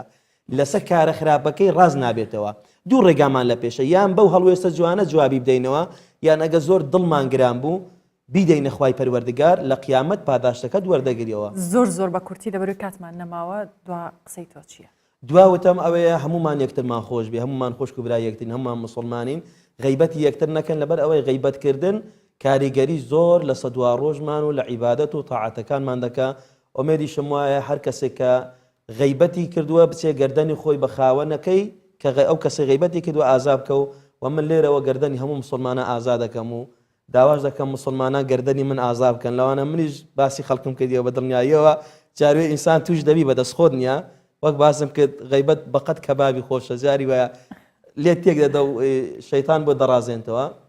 داوتم ئەوێ ئینشاءڵڵا هەمومان کارە قێزەونەکان درۆیە غیبەتە بوختانە نەمیمیە جاسووسیە لە ناوماندا بینە دەرەوە ئەو مانگە مانجی پاکبوونەوەیە ڕوحیەتمان دەروونمان ڕەوشتمان هەمووی پاک بکەینەوە لەژێر ڕۆشنای قورئان و سنەت بۆ ئەوی خوای پەروەردگار ئینشاءڵڵا بەرەکەت بەسە ئەو کوردستانە و بەسە ئەو ملەتەی ئێمەدا ببارێنی وخوای گەورە بەرەکەتێکی زۆری داباراندووە ئومێد دەکەم هەمومان لە ئاستیەوە بین شکرانە بژێرێکی زۆری خوای پەروەردگاریش بکەین ئامین ئینشاءڵڵا مامۆستا مزەفەر زراری پێشنوێژ وتارخوێنی مزگەوتی ڕاوزەی پێغەمبەر سوپاس بۆ ئامادەبوون زۆر سوپاس بۆ جەنابیشتان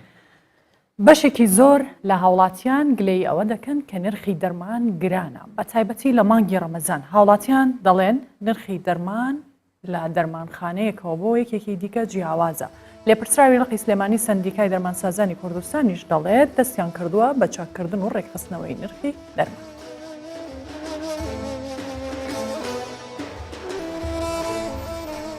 دەرمان بۆ ئەو هاوڵاتیانی پێویستیان پێێتی وەک خۆراکێکی ڕۆژانەی لێ هاتووە بەڵام ئەوەی جێگەی ڕخنەی هاوڵاتیانە بەرزی نرخ و جیاوازیە لە نرخەکان لە نێوان دەرمانخانەیەکەوە بۆ دەرمانخانەیەکی تر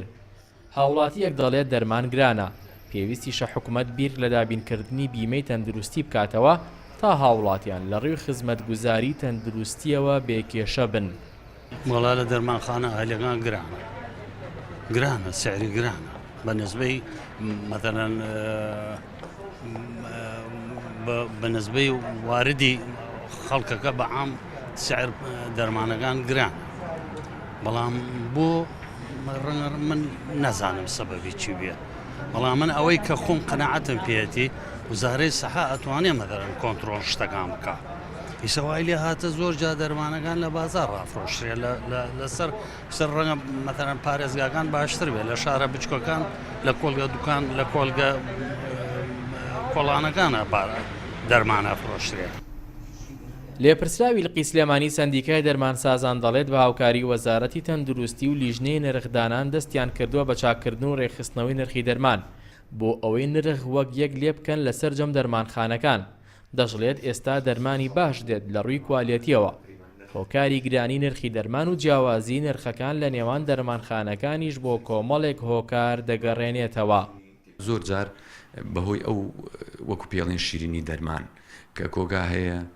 شیرینی دەرمان وەرە کۆمپانیا هەیە ببوورە شیرینی دەرمان زیاتر ئایا بە شوێنێک نایە بە شوێنێکتر واتە تۆ 100 دانەی لێکری لەوانەیە 100 بەلاش بابەتۆ بەڵام بۆ کۆگایشتر 100 لێکرێ 50 ئەیاتێ یاخود جاری وایە من کەمتر ئەکڕم هیچم نایەتەیەکی زیاتر ئەکرێ زیاتری ئەمە بێتەوەی ئەوەی کە نرخەکان لە شوێنێکەوە شوێنشتر فەرقی هەبێ سەرچاوەی تێکچوونی نرخ بریتە لە شیرینی دەرمان سەرچاوەیەشتر بریتە لە ئەو داشکانەی لە حاڵەتی دەفعکردنی پارەی کۆگا و کۆمپانیا و سایدەریەکان ئەکرێ حاولە ئەکەین ئێمە ئیشەڵڵا ینی لەو ئیشیان ئێمە لێژنەیەکی گەورەمانداناوە بە دوواداچوون بۆ شتانە ئەکەین بۆ ڕێکخستنەوەی ئەو شتە بەپێی یاسای ژمارە 8 ساڵی 1992 سندیکای دەرمانسازان ئەرکی سندیکای دەرمانسازانە پاڵپشتی لە هەر بڕیارێک بکات کە حکوومەت و وەزارەتی تەندروستی دەری دەکات بۆیە هەر بڕیارێک تایبەت بێت بە تەندروستی و نرخی دەرمانەوە ئەوە دەبێت سندیکاکان جێبەجێ بکەن هاوژین جەمال کوردستان 24 سلێمانی لەگەڵتان بەردەوامین و تەوەری تەندروستی پاشی و ئەمشەو تایبەتە بە نەخۆشی شەکرە و هەروەها کوێرە ڕژێنەکان. باس لەم دوو نەخۆشیاکەین چییە و چ کاریگەریەکی لەسەر تەندروستی مرۆڤ هەیە، خۆپارێزی چۆنە و ڕێگە چارەسەریەکان چییە؟ بە تایبەت مانگی ڕەمەزان چ گۆڕانکاریەک بەسەر ئەم جۆرە نەخۆشیانە دەهێنێت. بۆ قسەکردن لەسەر ئەم بابەتە لە ستودیۆ لەگەڵ ئێمە دکتۆر مازیار جەبار پسپۆڕی نەخۆشیەکانی شەکرە و هۆرمۆنەکان ئامادەیە. دکتۆرم کاتت باش، زۆر بەخێر. سەرەتا با باسی شەکرە بکەین، وەکو ڕوونکردنەوەیەک بە کورتی شەکرە چییە؟ شەکرە بریتیە لە نەخۆشیەکی درێژخایەن و بریتیە لە بەرزبوونەوەی ڕێژەی شەکر لە ئاستێکی دیاریکراوە. بۆ نمونە ڕێژەی شەکر کاتێک کە دوو جار تۆ پێوات لە دوو کاتی جیاوازە بە برسێتی لە 126 میلیگرام لە هەر دەسیلیترێک زیاتر بوو، ئەمە پێ ئەوترێ شەکرە. واتە بەرزبوونەوەی ڕێژەی شەکر لە ئاستی دیاریکراوی خۆی. مانگی ڕەمەزان و بە ڕۆژووبوون بە تایبەت چ کاریگەریەک لەسەر و کەسانە دروست دەکات کە نەخۆشی شەکریان هەیە، ئایا باشە یان پێچەوانە؟ بخۆی ئەمە دەبی ئەو نەخۆشانەی شەکریان هەیە بزانن ئێمە پۆلیان نیان بکەین. ئایا نەخۆشی شەکرە ئێمە شەکری جۆری یەکمان هەیە، شەکری جۆری دوومان هەیە، شەکری دووجانیمان هەیە، شەکری دووەمیمان هەیە. بە شێوەیەکی گشتی بە ڕۆژووبوون سوودی هەیە، بە شێوەیەکی گشتی. بەڵام تەفاسیلی تێدایە دەبێ ورد بینەوە. هەندێک کەس هەیە زیانی پێدەگا کاتێ بە ڕۆژوو بێ و زۆربەی زۆری نەخۆشەکانیش ڕەنگە سوود وەربگرن. ئەمە ئەو کاتە دەتوانین کاتێک کە دەچێ زۆری نەخۆشی شەکرەکە وەرئەگری و کەسەکەش وەرئەگری. کەسێک هەیە 20 ساڵە شەکرەی هەیە، 5-6 جۆرە دەرمان بەکاردێنێ یان ئینسولین بەکاردێنێ یان ڕەنگە ئەو کەسە چاوی لە دەستدا بێ، ئەو بە ڕۆژووبوون زیانی هەیە. یان کەسێکی گەنجە ژماری دەرمانەکانی کەمە و چەند دەرمانێکی سەلامەت بەکاردێنێ و ڕێژەی شەکرەکەی پێشتر باش کۆنتترۆل کراوە، کەواتە ئەوە دەتوانێت سوود وەرگێ لە مانگی ڕەمەزان و بە ڕۆژوو. باوترین جۆری شەکرە کام جۆرەیە؟ بخۆی لە هەموو دنیاە باوترین جۆری شەکرەش بریتە لە شەکرەی جۆری 2. ئەو شەکرەیەکەوە لە کەسانی پێگەیشت و دروست ئەبێ و زیاتر لە تەمەنی 40 و بەسەرەوە دروست ئەبێ و دکتۆر دەتوانێت دیاری بکە ئەم شەکرەیە شەکرەی جۆری 2 یان شەکرەی جۆری 1. بەڵام باوترین یان بە شێوەیەکی گشتی بریتە لە شەکرەی جۆری 2. وە شەکرەی جۆری 2ش ئەو شەکرەیەکەوە دەتوانین بە دەرمان لە ڕێی دەنگۆڵە واتە حەب چارەسەری نەخۆشیەکە بکەین و شەکرەکەی کۆنتترۆلکەین. نیشانەکانی نەخۆشی شەکرە چییە؟ لە ڕاستیدا نەخۆشی شەکرە لە زۆربەی زۆری کاتەکانە نیشانەیەکی دیاریکراوی نییە. نیشانەیەکی دیاریکراوی نییە. زۆر جار نەخۆشەکە دەبینی دێتە لای پزیشک بۆ مەبەستێکی تر کاتێک کە ڕێژەی شەکری قیاس دەکەی یان دەیپێوی دەبینی توش بۆ نەخۆشی شەکرە. کەواتە شەکرەی جۆری 2 ئەوەی کە زۆرترین باوەکەیانە نەخۆش لە زۆربەی زۆری کاتەکان هەست بە ماک ناکات. بەڵام لە هەندێک کەسە دەکرێت ئەم شەکرەیە ببێتە هۆی ئەوەی کەوا زوو میز بکات و ئاو زۆر بخواتەوە، کێشی لەشی بێتە خوارەوە، زوو تووشی ئیلتیهاباتی مەجاری بەولی بێواتە ئیلتیهاباتی میزەڕۆ ببێت و چەندین شتی تریش ڕەنگە هەندێک جار بێتە هۆی ئەوەی کە چاوەکانی کەس ببێ یان لاقەکانی بە ئازار بکەوێ، بۆیە دێتە لای پزیشک کە پشکنینی بۆ ئەەکەی دەبینی نەخۆشی شەکرە هەیە. بەڵام شەکرەی جۆری 1 ئەمە جودایە. شەکرەی جۆری 1 لە زۆربەی زۆری کاتەکانە نەخۆش دێتە لای پزیشک دەبینی لەبەرەوەی وەزنی هاتۆتە خوار، دەمی وشک ئەبێ، میز زۆر ئەکا، ئاو زۆر ئەخواتەوە، کاتێک پشکنینی بۆ دەکەی دەبینی شەکرە هەیە. ئەگەر باس لە هۆکارەکان بکەین بەگشتی یان جۆرە باوەکە هۆکاری توشبوون بە نەخۆشی شەکرە چییە؟ لە ڕاستیدا شەکرە دوو هۆکاری سەرەکی هەیە. هۆکارێک دەگەڕێتەوە بۆ ماوە واتە جێنێتیک، پەیوەستە بۆ ماوە لە دایان و باوانەوە چەند جۆرە جینێکی زۆر جینەکان زۆرن، بۆ هیڵن زۆرن، دەمێنێتەوە سێرەکەی وەچەکانیش توش دەبێت. بۆ نمونە ئەگەر ئێمە دایک و باوکێک توش بووبن بە شەکرەی جۆری 2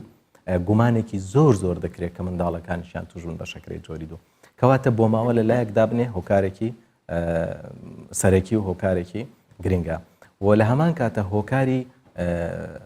بڵێن بیئیشمان هەیە، هۆکاری ژینگەییشمان هەیە.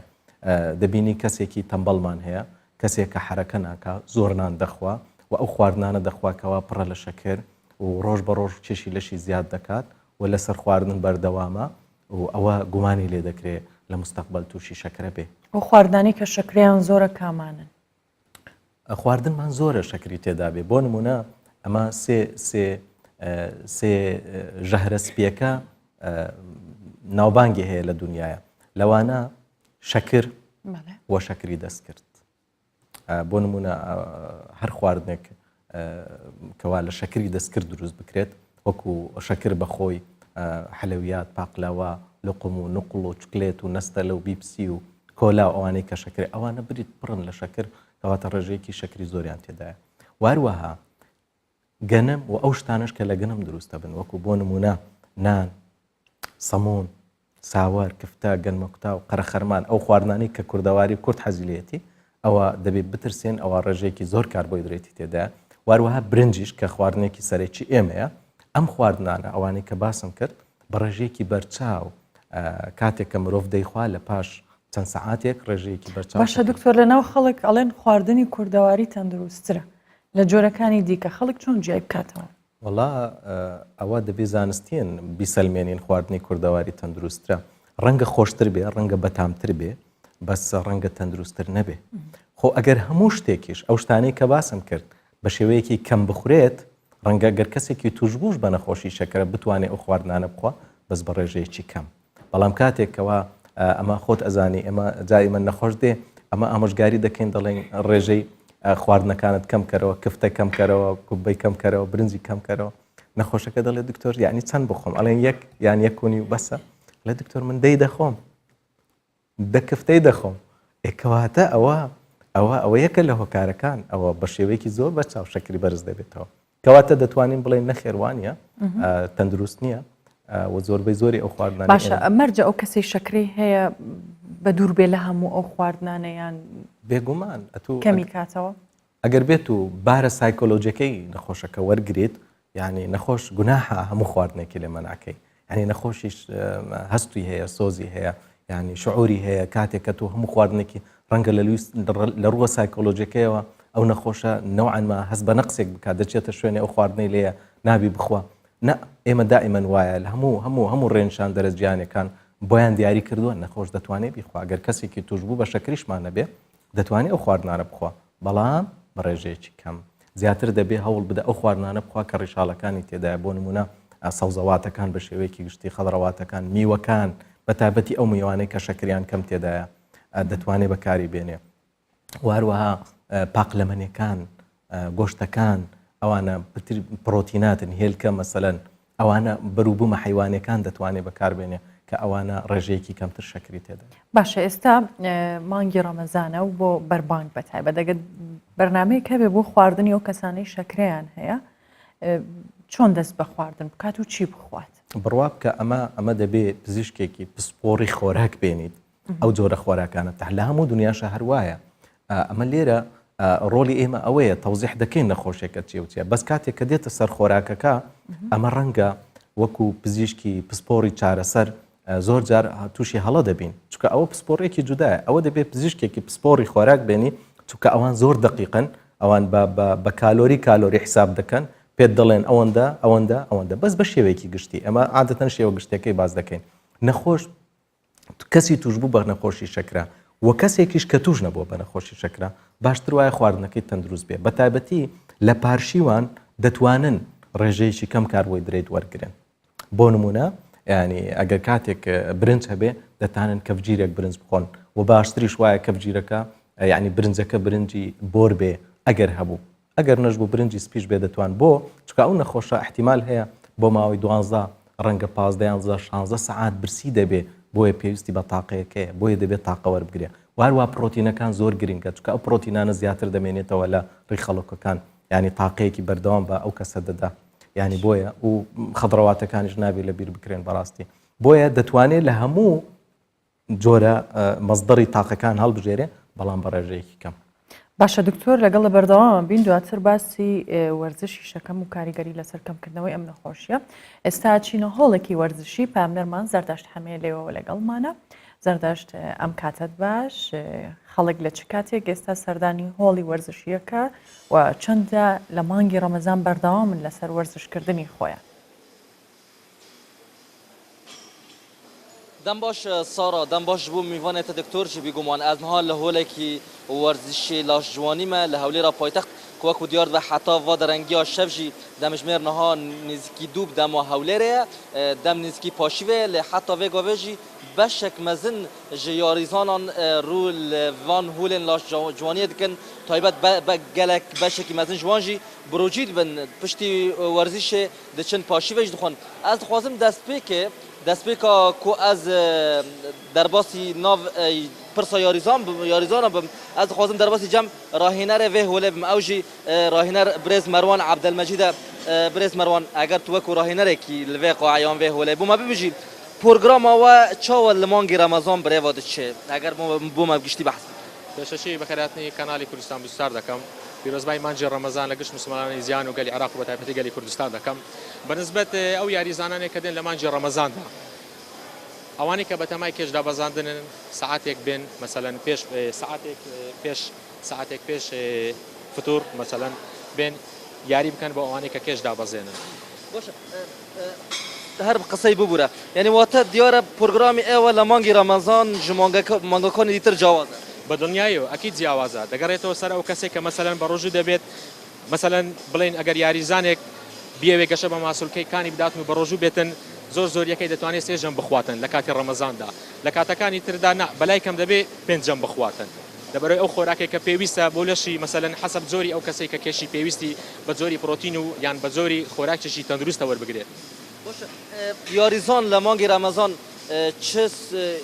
ئەزیەتێکی دکشینێ چونکی هەلبەت دەما پێشترژی پێشکو ئەم داخلی ڕاستە خوبن دەگوت پێویستی یاریزان بە 4-5 جاری بخواردن هەیە نمونە کاتی کو یاریزان بە ڕۆژی دەبێت هەمی ڕۆژی خواردنی ناخوێت چۆن ئەم ئەرکەکان یان ڕێنمایەکانی خۆی وەرزشی جێبەجێ دەکەیت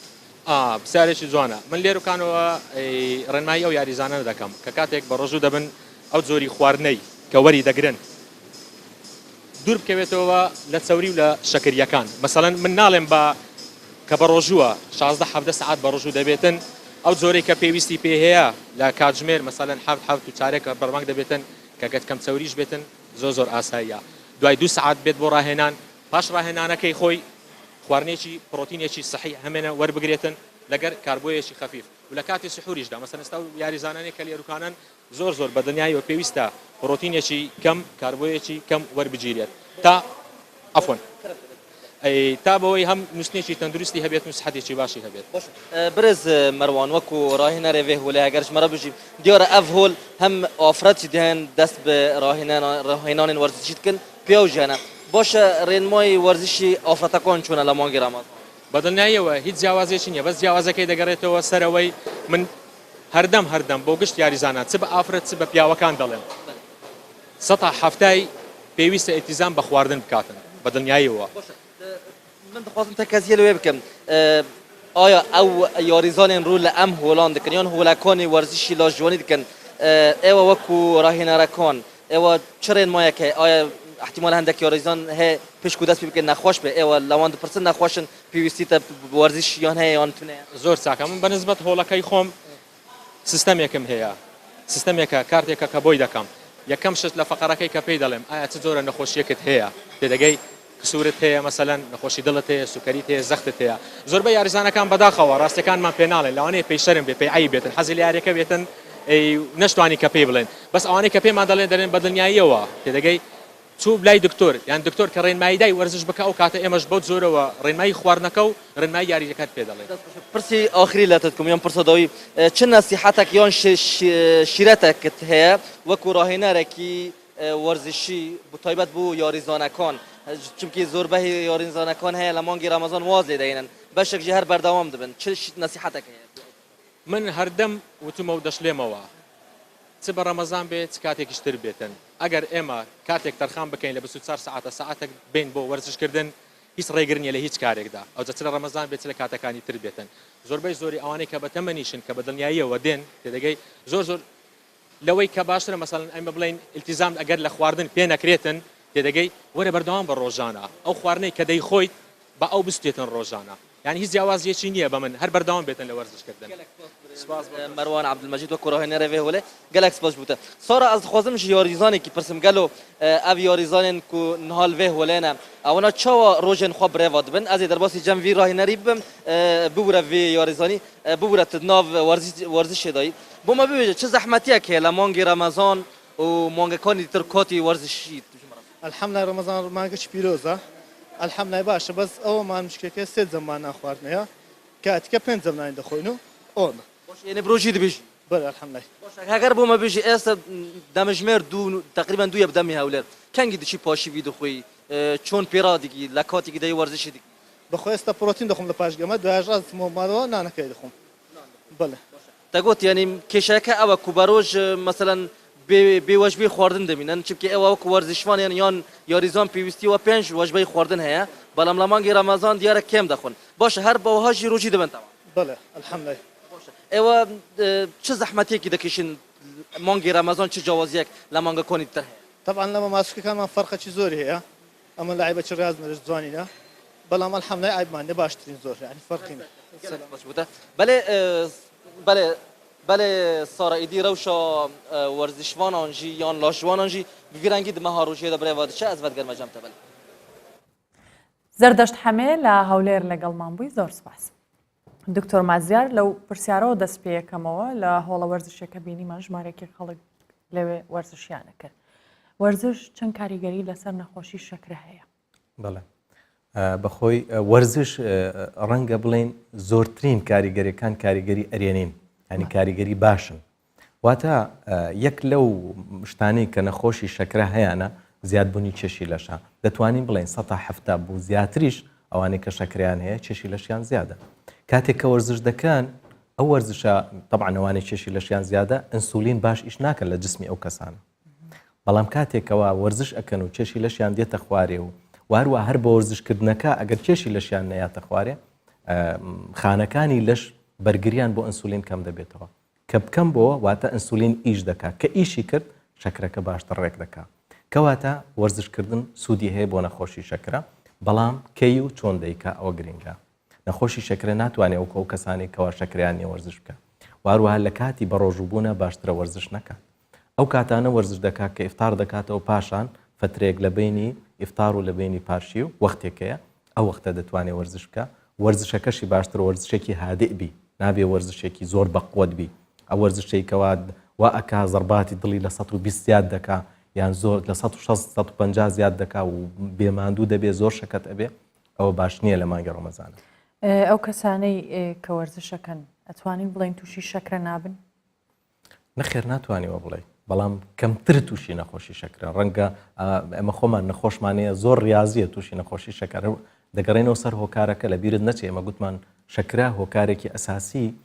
دەگەڕێتەوە بۆ بام بۆ ماوە زۆر جار نەخۆش بۆ ماوەیە شتەکەی بۆیە ئەگەر وەرزشیش بکە هەر گومان دەکرێت تووشی شەکرە بێ بەڵام ڕەنگە ئەو ڕێژەی شەکرەکەی کەمتر بێ بە ئاسانی کۆنتترۆل بکرێ و ژمارەی حەبەکانیش کە بەکاری دێنێ کەمتر بێ. باشە بینە سەر خەو چ پەیوەندیەکی بە شەکرەوە هەیە؟ خەو پەیوەندیەکی ڕاستەوخۆیان هەیە لەگەڵ خۆشی شەکرا کەواتە دەتوانین بڵێن ئەو کەسانەی کەوا باش دەنون لە کاتی دیاریکراو لە کاتە شەوەکان دەنون بەڕێکی کاتی دیاریکراو کەیە کاتی دیاریکراو بریتە لە تۆ لە پاشی نوێژی ئیشاوە ئیتر ئەوە وەختی ئیسراحەتە ئەو کاتانە بۆ خەوتن کراوە هەتا نوێژی بەیانی ئەو کاتانە ئەگەر مرۆڤتیایە بخەوێ و بەلای کەم لە کەمترین کات 6 ساعتە و باشترە بەلای کەم 7 ساعت بنوێ لە شەو ڕۆژەکە ئەوە خانەکانی تەواو ئیسراحەت دەکەن ئەوانە کەمتر تووشی نەخۆشی شەکرە دەبن و لە ئێستەیە لە دنیاە بیندراوە بە پێی دراستەکان ئەو کەسانێکەوە کەم دەنون یاخود ئیشکردنیان فەرقی هەیە بە شەو ئیش دەکەن بە ڕۆژ دەنون بیندراوە یەک لە هۆکارە مەترسیدارەکان بە توشبوونی نەخۆشی شەکرە ئەو کەسانن کە خەویان نییە یان خەویان خراپە واروها ئەو کەسانن کەوە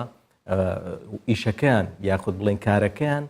وەختەکەی گۆڕاوە لە جیاتی ئەوەی بە ڕۆژ ئیشکا سێرەکەی بە شەو ئیشەکە و بە ڕۆژ دەخێت ئەوانە یەک لە هۆکارە مەترسیدارەکانن بۆ توشبوون بە نەخۆشی شەکرە. ڕێژەی ئاسایی شەکرە چەندە؟ ڕێژەی ئاسایی شەکرە لە کاتی برسێتیە باشتر وایە 99 بۆ خوارەوە بێ 99 بۆ خوارەوە کاتێک کە بوو بە 100 هەتا 126 ئەوە نظامی شەکری تێکچووە بەڵام لە 126 بەسەرەوە پێ ئەوترێ شەکرە وەکوتمان لە 100 بۆ 126 یان 125 پێ ئەوترێ تێکچوونی شەکریان پێ ئەوترێ پێش شەکرە قۆناغێکە کە مرۆڤ بەر لەوەی تووشی شەکرە بێ بەو قۆناغەیە دەڕۆە نظامی ڕێخستنی شەکری تێک دەچێت چ کاتێک مەترسیدارە کام ڕێژەیە بێگومان ئەگەر لە 100 زیاتر بێ هەر مەترسیدارە بەڵام ئەوە باشترە ئەوە کاتێکی ئاڵتونیە ئەتوانی ئامۆژگاری نەخۆشەکە بکەیت کە ئەوانەی کە باسمان کرد کە کاربۆیدرێتەکان کەم کاتەوە وەرزش زیاد بکە کێشی لەشی دابەزێنێ ڕەنگە تۆ بتانی تەنها بە پارێزیکردن و بە وەرزش نەخۆشەکە دوورخێەوە لە دەرمان بیگەڕێنەوە باری ئاسایی بەڵام ئەگەر بوو بە شەکرە ئیتر تاکیت بوو بە شەکرە ینی خراپترە ئەو کاتە ڕەنگە دەرمانی پێویست بێ و جگە لەوانەی کە باسیشمان تەمەەن پەیوەندی بە نەخۆشی شەکرەوە هەیە شەکرە لە هەموو تەمەنێک ڕوادا لە تەمەنی منداڵ لە تەمەنی گەنج لە تەمەنی پیری بەڵام زیاترین شەکرە لە پاش 40 ساڵی زۆرترین خەڵک کە توش دەبن ئەو تەمەنانە لە 40 ساڵی هەتاوەکو 65 ساڵی باشە هەر لەسەر خواردن ئەمەوە پرسیاری ئەوە بکەم لە بەرۆی لە ڕەمەزان زیاتر خەڵک حەزی لە خواردنی شیرینی و جەژنیش ئەو نەی نەماوە لەو کاتانە شیرینی زۆر ئەخورێ ڕێژەی ئەو شیرینی کە ئەخورێت ئەگەر بۆ نمونە کەسێک وەکو بەرنامەی ڕۆژانە بیخوا جیاوازی هەیە لەگەڵ کەسێک کە ماوەی جارێک بیخوا ئایا هەردووکی مەترسی هەیە و یان ئاسایی ئەگەر ماوەی جارێ ئەو شیرینی بخوایان بۆ هەر کەسێک ئەگەر ڕۆژانە ئەو شیرینیان ئەو شەکری کە بیخوا چەند بێت باشە خۆی بەڕاستی ئێستا لە پسپۆڕانی خۆراک عادەتەن ئامۆژگاری نەخۆشەکانەکەن لە 3 ژەهرە سپێکە دوورکەونەوە 3 ژەهرە سپێکار وەکو هەر نەخورێت باشترە چەند پێتکرانەی خۆی و ئەمە ڕێژەیەکی دیاریکراومان نییە بڵێ ئەو نەخۆشە ئەوەنە بخوا ئەوەندە بخوا لەبەرەوە ئەوە پێویستە بە پێویستی ڕۆژانەی ئەو کەسە ئایا چەند چکە تۆ مەسەڵەن کەسێکی ئاسایی ڕەنگە لە ڕۆژێکا پێویستی بە 2000 کیلۆ کالۆری بێ ئەتوو ئەو ئەگەر هاتوو خواردنەکەی ڕەنگە بەتەنها ئەوەندە 2 کەپ ژیر برنج بخوا ئەو تاقەی تێدا بێ کەواتە ئەوەی تر کە دەیخوا شیرنەکەی کە دەیخوا و شتەکانی تر کە دەیخوا کالۆری تێدایە ئەوە دەبێتە زیاد لە لەشی خەزن دەبێت بۆیە مەوزوعی چەند بخوا و چەند نەخوا بە شێوەیەکی گشتی باشترە لێ دوورکەوێتەوە لە شیرنەکان و ئەگەر خواردیشی بڕێژەیەکی زۆر کەم بخوا ئێستا دەبینی پاقلەوەکان هەتا دێ بچووک دەبنەوە جاران ئەمە بەبیرم دێک کە منداڵ بن پاقلەوەیەکمان نەکڕێ ئەوەندە بوو دەما خوارد تامیشی خۆش بتەوان بەس ئێستا پاقلەوەکان هەموو بوونەتە ئەوەندە هەتا دێ حەجمەکان بچووک دەکرێتەوە باشە هەیە ئەڵێ من شەکر ناخۆم بەڵام خورما ئەخوا بۆ نمونە لەگەڵ چایان گۆڕیوێتی بە خورمایان هەندێک جار شەکری نەباتی هەیە لە بازار ئەوە بەکاریە ئایا ئەوەش هەر بە هەمان شێوە زیانی هەیە بەهۆی ئەو شیرنیەی ئێستا شیرنیانی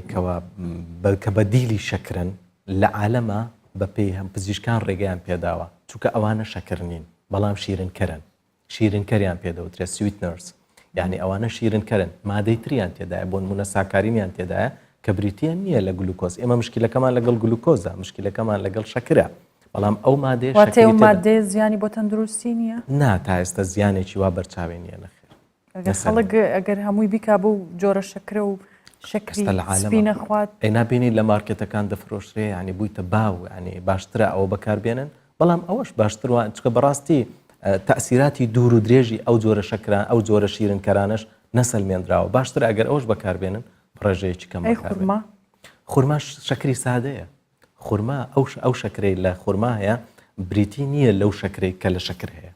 چکە ئەو شەکرەی لە شەکر هەیە شەکرێکی ئالۆزە ئەو شەکرە ئالۆزانە باشە دکتۆر لای خۆشمان شەکری کوڵۆ هەیە ئەوەی بە ئەیکوڵێنن خەستە بێت خر ئەوەش خراپە خۆ هەر شەکر هەر شەکرە ئیتر خۆ گۆشت نییە گۆشتاوە یعنی تۆ شەکە هەر وایە بەڵام چۆن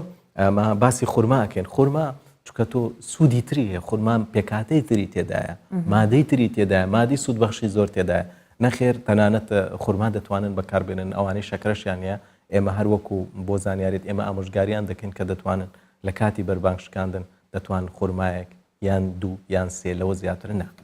هیچ خواردنێک هەیە سوودی بۆ نەخۆشی شەکرە هەبێت بێگومان بێتە هۆکار بۆ کەمکردنەوەکەی وەکوچی هەندێک خۆراک هەیە بۆ نمونە بلوبێری مادەیەکی تێدایە مادەیەکی دیاری کراوە هەرچەندە ئەوانە پزیشکی پسپۆری خۆراک دەبێ ئەو شتانە تۆزیح بکەن بەڵام بە حکمەوەی اختصاسەکەمان لەوێ انتجار دەخێنینەوە لەسەری زیاتر بلوبێری مادەیەکی تێدایە کە ئەو مادەیە ئەنترۆسایانین کەوا دەکا ڕێژەی شەکر بێنێتە خوارێ واروەها هەرمێ مادەیەکی تێدایە کەوا دەکا ڕێژەی شەکر بێتە خوارێ بۆی ئەم شتانە بەڵام ئەمەش یعنی ئەتوو ناکرێ مەسەلەن دابنیشی یەک منجڵ هەرمێ بخۆی بڵێ وڵا ئەمن شەکرم پێ دێتە خوارد چکە ئەوش تاقی باش ئەگەر یەک منجڵ خواردن بخوات و دوای هەرمێ بخوا بڵێ با دابەزێ نا ئەوە نابێ هەرمێش وەکو پێویست مەسەلەن ئەتوش ئەو شتانە بەڕاستی ئەوە سپۆڕێکی خۆراک دەبێت دابنیشێ بە تەفاسیل ئەوانە شەرح بکە یعنی ئەوەش هەرمێش ئێمە ڕێدەدەین لە نەخۆشێکار لە ڕۆژێکا 3 پارچە میوە بخوا 3 جار 3 پارچە میوە بخوا میوەکان میوەی حەزمی وەسەط بێ و عادەتەن ئامۆژگاریشیان دەکەین 2 لەو میوانە باشیرن نەبێ بۆ نمونە کیوی ئێستا شیرن نییە ڕێژی شەکری کەم تێدایە یان مەسەلەن سێوی کەسک یان مەسەلەن هەرمێ بەڵام یەک لەو میوانە دەکرێ شیرن بێ بۆ نمونە 100 غرام شفتی ئەخوا یان 100 غرام مەسەلەن کاڵک ئەخوا گندۆرە یاخود مەسەلەن پارچە مۆزێکی دەخوا دەکرێ نەخۆشی شەکرش مافی خۆیەتی ینی ئەویش مرۆڤە حەزی لە میوەیە دەکرێت لە ڕۆژێکا 3 جار میوە بخوا پێشم وایە ئێمەش هەر لە ڕۆژێکا ڕەنگە 3 جارە گەر فریا بکەوین هەر ئەوەندە ڕەنگە کەمتریش بخۆین باشە ئەو کەسانی کە دەرمانیان هەیە وەکو چارەسەر چ گۆڕانکارێکی بەسەردادێت یان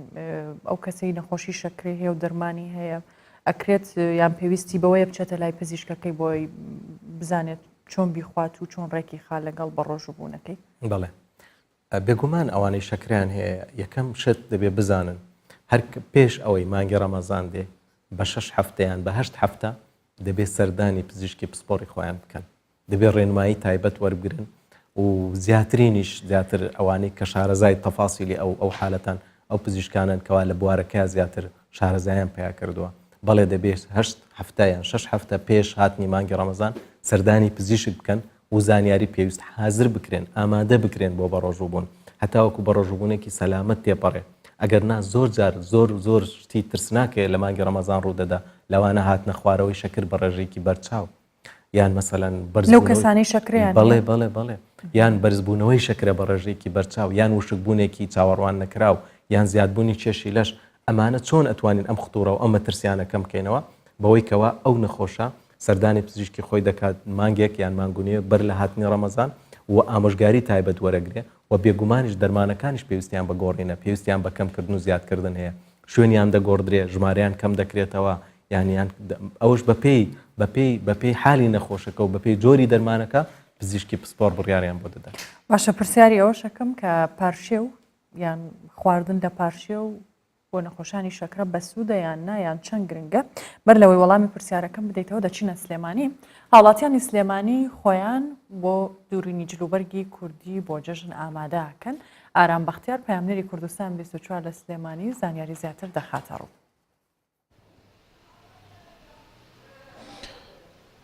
بەڵێ سڵاوتان لێبێت ئەم کاتتان باش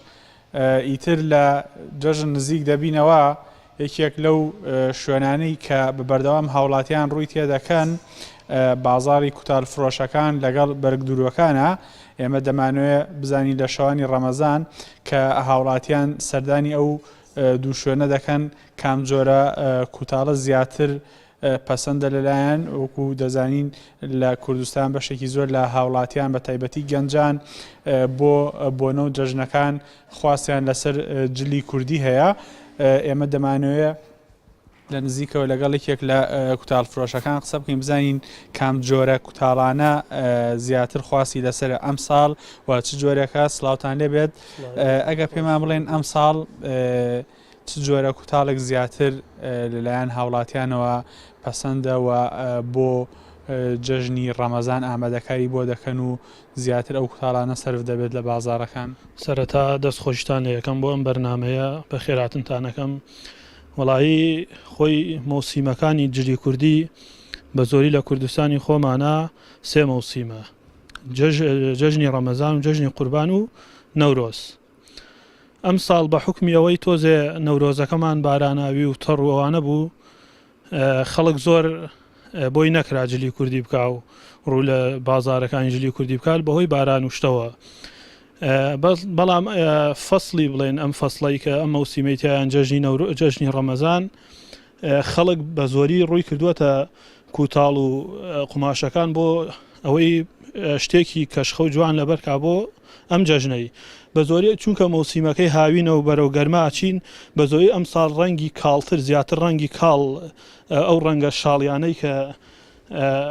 ئەم ساڵ ئەمانە بە زۆری خەڵک ئەیان کا چونکە هەم فێنکن هەم خوریانتیایە هەم ڕەنگی کاڵیشن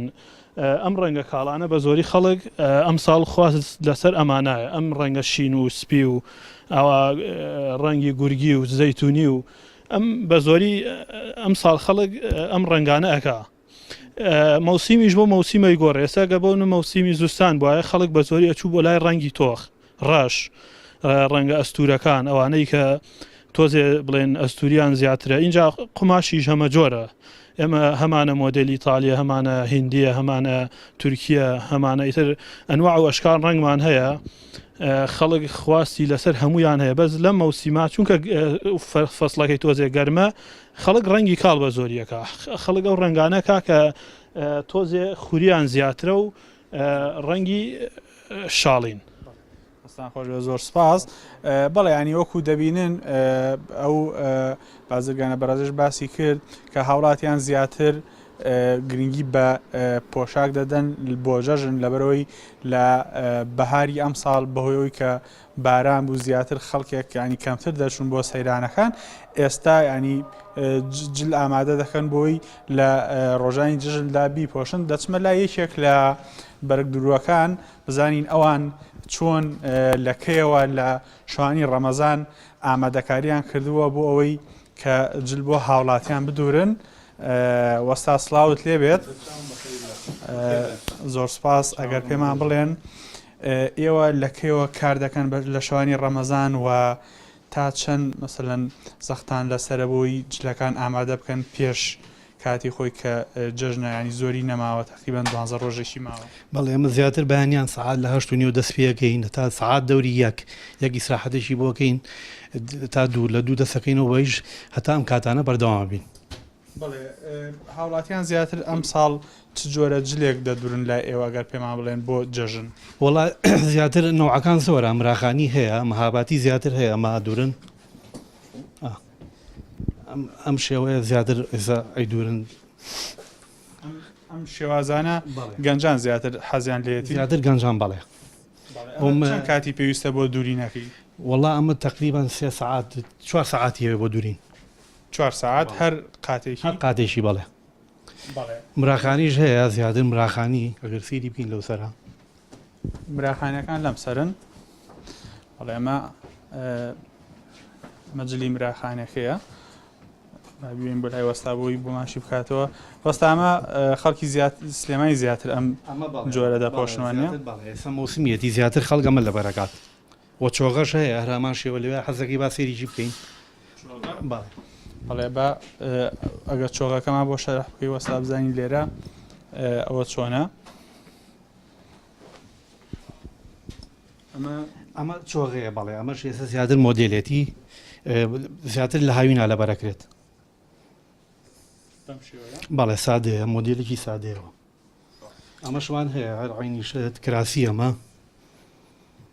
باشە وەستاگەر پێمان بڵێ ینی لەکێوە هەنی هاوڵاتیان ڕویان کردوەتە ئێوە بۆی جلەکانیان بۆ ئامادە بکەن بۆ جەژن وڵا زیاتر لە یەکەم ڕۆژی ڕەمەزانەوە دەست پێگای شەکە بەڵێ سەرا گرن هەتا بڵین عارفە تەواوێگەین هەتا دەی ڕەمەزان زیاتر من گژلگرێمەوانی تر ئیشە وەستێنم چکە بۆم تەواو نابێ بەڕاستی باشە بازار دانشەوە بوو ئەم ساڵ وڵا سواز بەخوا باشە خەڵکێکی زۆر هاتن بەڵێ دەستان خۆش زۆر سپاس زۆر سپاس بەڵێ ینی ئەوەی بینیتان ئەو بەرگدورە بوو باسی لەوە دەکرد لە ینی هەر لە سەرەتای ڕەمەزانەوە هاوڵاتیان دەهاتن بۆ ئێرە خەریکی ئەوە بوون کە ئەو جلانی کە خواستیان زیاتر لەسرە جلی کوردی مراخانیە ئەو جۆرە جلانی کە لە سلێمانی زیاتر دەپۆشرێت ئامادەی بکەن بۆی لە کاتی جەژنی ڕەمەزاندا بتوانن بیپۆشن. ئارام بەختیار لە سلێمانی لەگەڵمان بووی سپاس. دکتۆر دەگەڕێمەوە وڵات پرسیاری ئەوە بکەم ئەو کەسانەی کە شەکریان هەیە چۆن بتوانن لە ڕەمەزان با بڵین خۆیان بپارێزن یەکێک لەو شتانە پارشێ و کردنیان خواردن لەم کاتە ئایا لە ڕووی تەندروستیەوە بۆ ئەوان باشە یان نە؟ بێگومان ئەوانەی کە شەکریان هەیە هەر زۆر پێویستە ئەگەر بڕیاریان داوە بە ڕۆژوو بن و ئامۆژگاری تەواویان وەرگتووە لە پزیشکەوە ئیزنیانی داوە بە ڕۆژوو بن دەبێ پارچێ بکەن لەبەر دوو هۆکار یەکەم لەبەر ئەوەی کەوا ئەوانە دەرمانیان هەیە کاتا زۆر جار لە پارچەوە دەرمانەکانیان هەیە ئەندێک دەرمانی لە پارچێ و دەدرێت کە دەبێ بخۆن یعنی دەبێت دەرمانەکەی بخۆن ئەوە لەلایەک لەلایەکی دیش فترەیەکی زۆر دوور و درێژ کە بێ خواردن دەمێننەوە دەبێت خواردنێک بخۆن دەبێت تاقەیەک وەرگرن بۆ ئەوەی شەکرەکان بە شێوەیەکی بەردەوام لە حدێکی طبیعی بمێنێتەوە یەک لەو ئاڵۆزانی کە ڕوئەدا لە نەخۆشی شەکرە بریتە لە دابەزینی ڕێژەی شەکر بە تایبەتی لە کاتە درەنگەکان پێش ڕۆژوشکاندن بە ساعتی 2 ساعت زۆر جار نەخۆشی شەکرە بیندراوە نزیکەی 7 ئەوەندەی مانگەکانی تر ڕێژەی دابەزینی شەکر زیاد ئەکا لە مانگ کە ڕەنگە ببێتە هۆی مردن چۆن بتوانین کەمیکەینەوە بۆی پارشێوێکی تەندروست بکەین تەنیا بە پارشێو یان ڕێگەی دیکەش هەیە بۆ کەمکردنی ئالۆزی شەکرە بە تایبەتی دابەزانی ڕێژە شەکر یەک لەوانە پارشێوکردنە زۆر گرنگە و جۆری خواردنەکەش گرنگە هەروەکو باسم کرد پێشتر ئاماژەم پێدا واروەها هەڵبژاردننی ئەو دەرمانش کە بەکاری دێنێ لە پارشێوە هەندێک دەرمانی ئێمە کەمی دەکەینەوە لە پارشێوە و شوێنەکەی دەگۆڕین لە زیاتی ئەوەی پارشێوەریگرێ دەکەینە کاتی ڕۆژوشکاندن واروە ئەگەر لە پارشێوش وەردەگرێ ڕەنگە بڕەکەی کەم دەکەینەوە ژمارەی دەرمیانی مەسەن ڕێژەکەی کەم دەکەینەوە باشە کۆتا پرسیارەکەم دکتۆر ئەو کەسانەی کە ئاماژەت بۆ کرد بەپێی بەهۆی گۆڕینی کاتی کارکردنیان بۆ نمونە لە شەو ببێت بە ڕۆژیان بە پێچەوانەوە بڵین بە ڕۆژ بخەوە و بە شەو کار بکە بە ماوەی چەندێک مەترسی توشببوونی بە شەکرە هەیە ماوەکە دیاری نەکراوە بێگومان بە ماوەیەکی کاتی و وەختی ئەم شتە ڕوونادات حتمما وەکو باسمان کرد ئەوانەی کەوا کۆمەڵە کەسانێکن کاتی کارکردنیان گۆڕاوە بە بەردەوامی لە شەوە کار دەکا و بە ڕۆژ نووسە ئەو معنای ئەوە کاتێکە بەردەوامی وەرگرتووە ئەمە گۆڕانکارێکی زۆر لە ئەو پرسیارم لەبەر خۆمان کرێمە ماوەی مانگێکە هیچ مەترسی هەیە نە بێگومان بە ئەو کاتە کەمانە بە مەترسی حساب ناکرێت باشە دکتۆر مازیار جەبار پسپۆڕی شەکرە و هۆرمۆنەکان زۆر سپاس بۆ ئامادەبوونت دەستخۆش سپاس بۆ باش زۆر سپاس دکتۆر مووسڵ لە ڕەمەزاندا زیاتر لە کاتەکانی دیکە شارێکی زیندووترە و باجم و جۆڵ و یاری و خواردنە تایبەتیەکانی زۆر گرنگیان پێدەدرێت هەر لە ئامەڵەکردن لە ببورن لە مەلەکردن لە ڕووباری دیجلەدا دەکاتە شەربەت و شیرینی و ترشات و دواتر بەربانگی بە کۆمەڵ و پاشانیش یاریە کللتوریەکان لەو مانگەدا دەکرێت.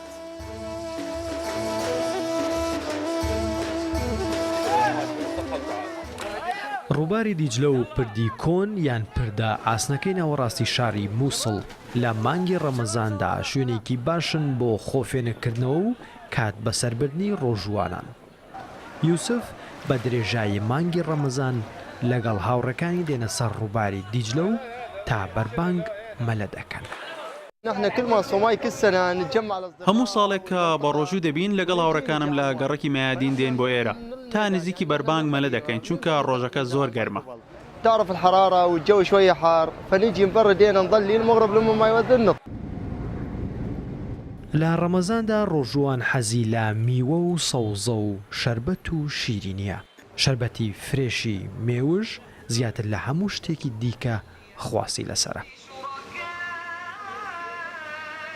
شربة الزبيب احنا من الستينات نشتغل بينه. لە باو باپیرانمانەوە لە شەستەکانەوە کاری شەربەت دەکەین. هەموو خێزانێک لە مووسڵ لە مانجی ڕەمەزان دەبێت شەربەتی مێوش لەسەر سفرەی بەربانجی هەبێت. السفرة الرمضانية متواجد.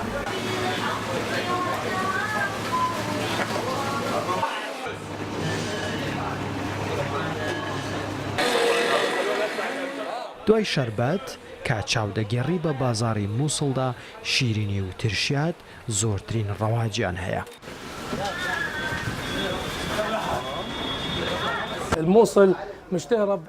مووسڵ بە چەند خواردنێک بەناوبانگایەکێک لەوانە تورشیاتە دەبێت لەسەر هەموو سفرەیەک بوونی هەبێ چونکە ئیجتیهاد دەکاتەوە.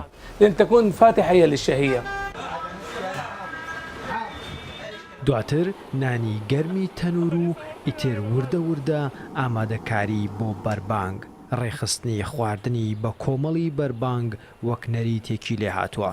بەربانگ دەکەنەوە و دوایی نزیکەی 16 کاتژمێر لە برسێتی و تینوەتی نانێک پێکەوە دەخۆن. دواتر پشوویەکی کورت و ئیتر جارێکی دیکە خەڵکی دەڕژێنەوە سەر شەقامەکان و هەندێک بە بەشداری لە چالاکی و هوەریە ئاینیەکان و هەندێکیش بە یاریە فۆلکلۆریەکان کاتی خۆیان بەسەر دەبەن.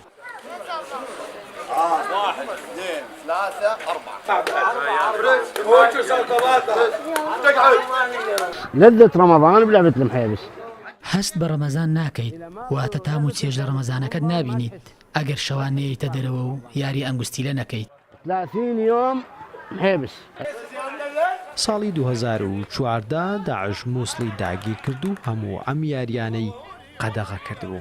2 ساڵە داعش تێک شکا و شارەکە ئازاد کراوە هەرچەندە هێشتا ئاوەدان نەکراوەتەوە و خەڵکەکەشی بە تەواوی نەگەڕاونەتەوە بەڵام وردە وردە جوڵەی تێکەوت و ژیانی بۆ گەڕاوەتەوە. نەریمان هەورامی کوردستان 24. بڕگە و بابەتەکانی پاشیومان پێشکەشکردن تاوەکو سبینە و پرۆگرامی نوێدەی نەوەڵاتان هەرشاد بن خواتان لەگەڵ.